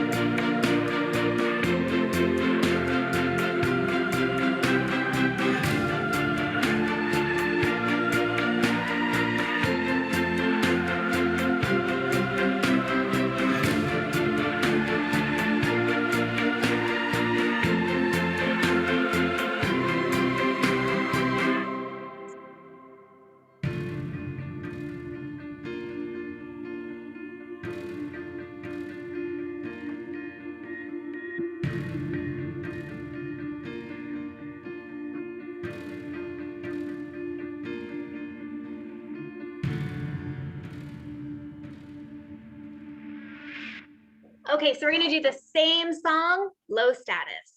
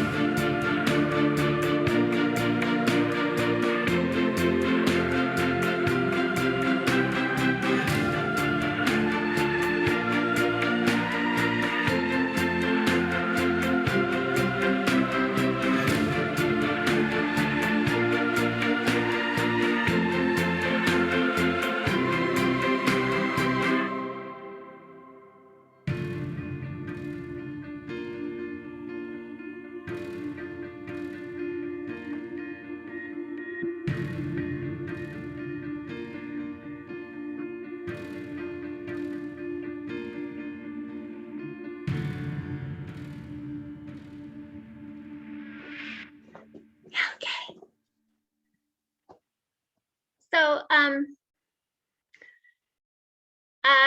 kind of an offshoot of this, if you're having trouble getting into a song, can be, especially a song that you're working on, can be to dance badly to it on purpose. Or you can write down all of, if you're doing, for example, a belly dance song, you can write down all the rules. So maybe if you're working with Saidi,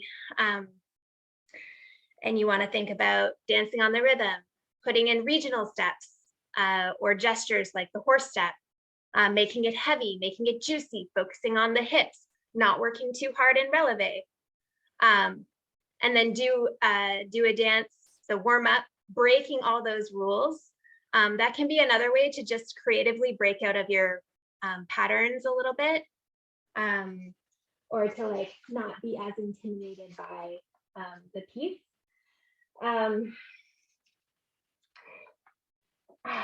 Oh, we have so much to do and only 5 minutes. Okay.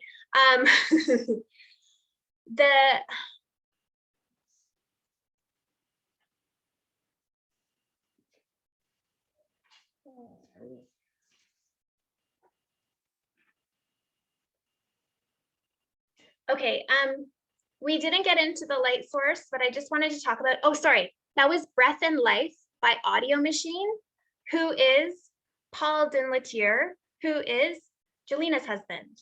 And he works on like big movie soundtracks. So Audio Machine, if you're ever looking for like dramatic music, especially it's great for like veil work, if you're doing like a fusiony thing, but like it's all of Audio Machine's work is really dramatic and great. And there's often, they're often like good short pieces too. Like they're not like, 7 minute, there's a lot of like 1 minute, 2 minute pieces in there that, especially, if you've got like a 3 minute time limit, maybe you want to do veil and then a drum solo or something. It's all set up for you. You don't have to chop anything.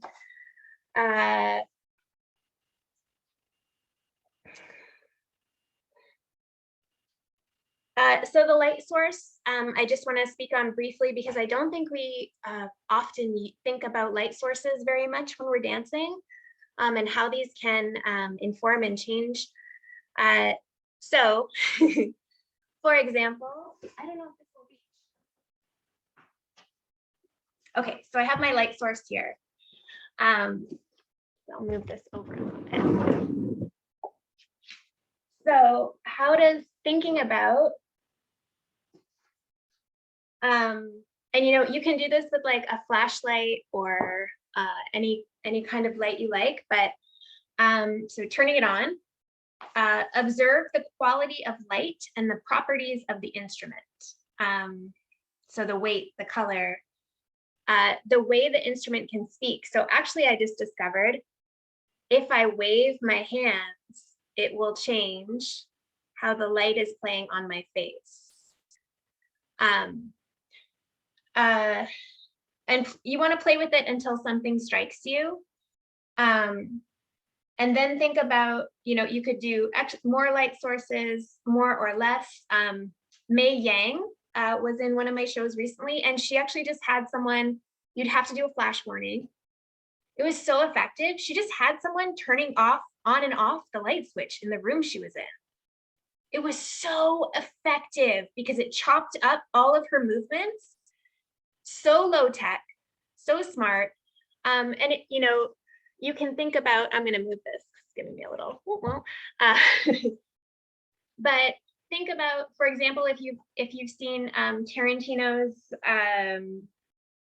oh my gosh, Bruce Willis, Ving Rhames, Pulp Fiction, and how they use the light source in the suitcase. So they have like a bright light inside a suitcase, and it's never explained verbally, but like,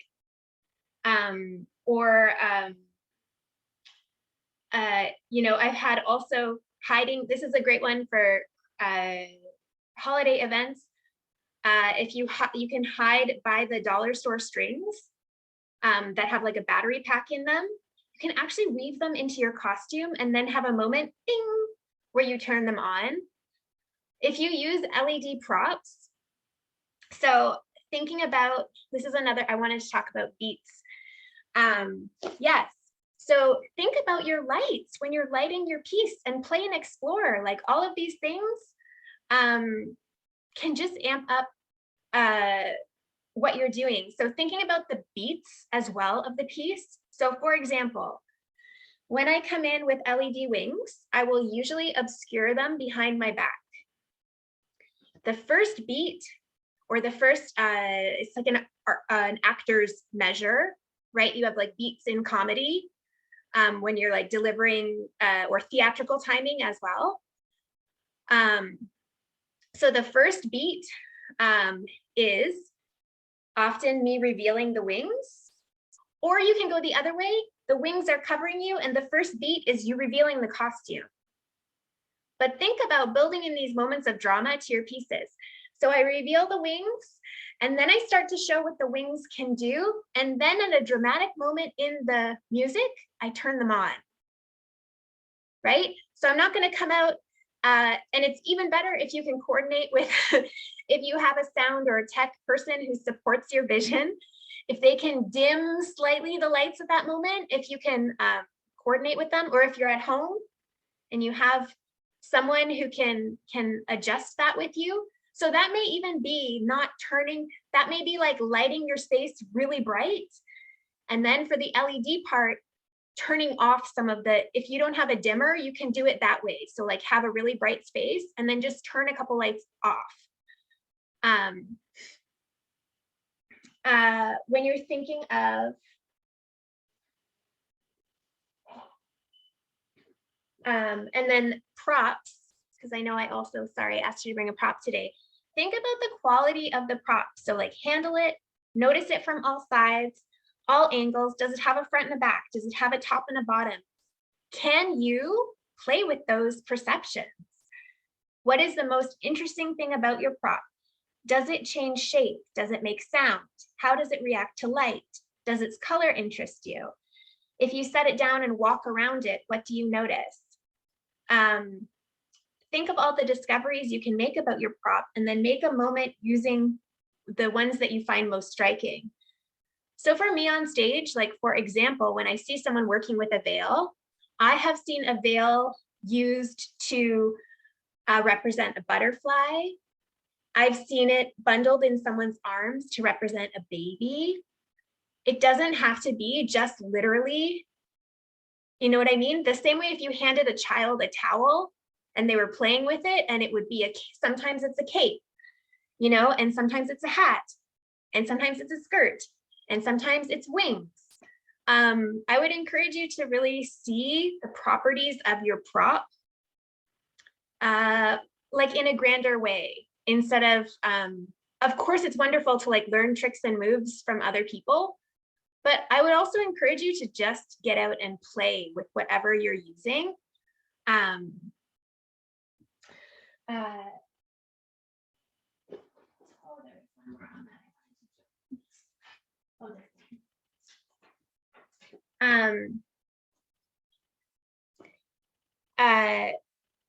And think about what the prop communicates.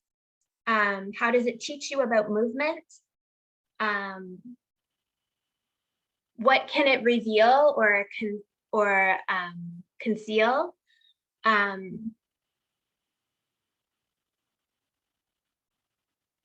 Yeah, all of these.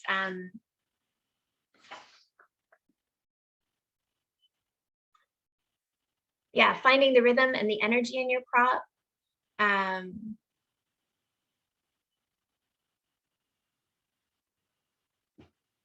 Anyways, I don't want to give you too much overtime. I know we're overtime already. The vocal exercise I mentioned that we didn't get to. So this is another way that you can play in a song you don't know. So you can play, for example, we can decide, I'm so happy this is helpful.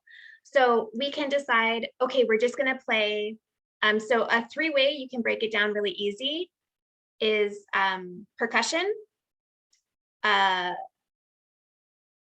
vocals, and melody, and just rotate on those. But you can refine them even more. So you can do like vocals, literal, and try and mime out,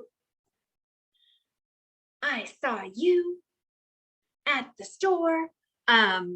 You can be emotional. I saw you at the store. With the beat, you can also choose to do, for example, on the rhythm.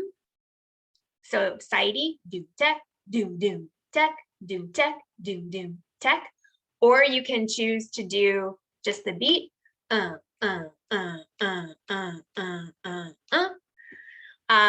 Melody, you could break down between instruments even more if you wanted to, like, so just dance on the saxophone, just dance on the violin.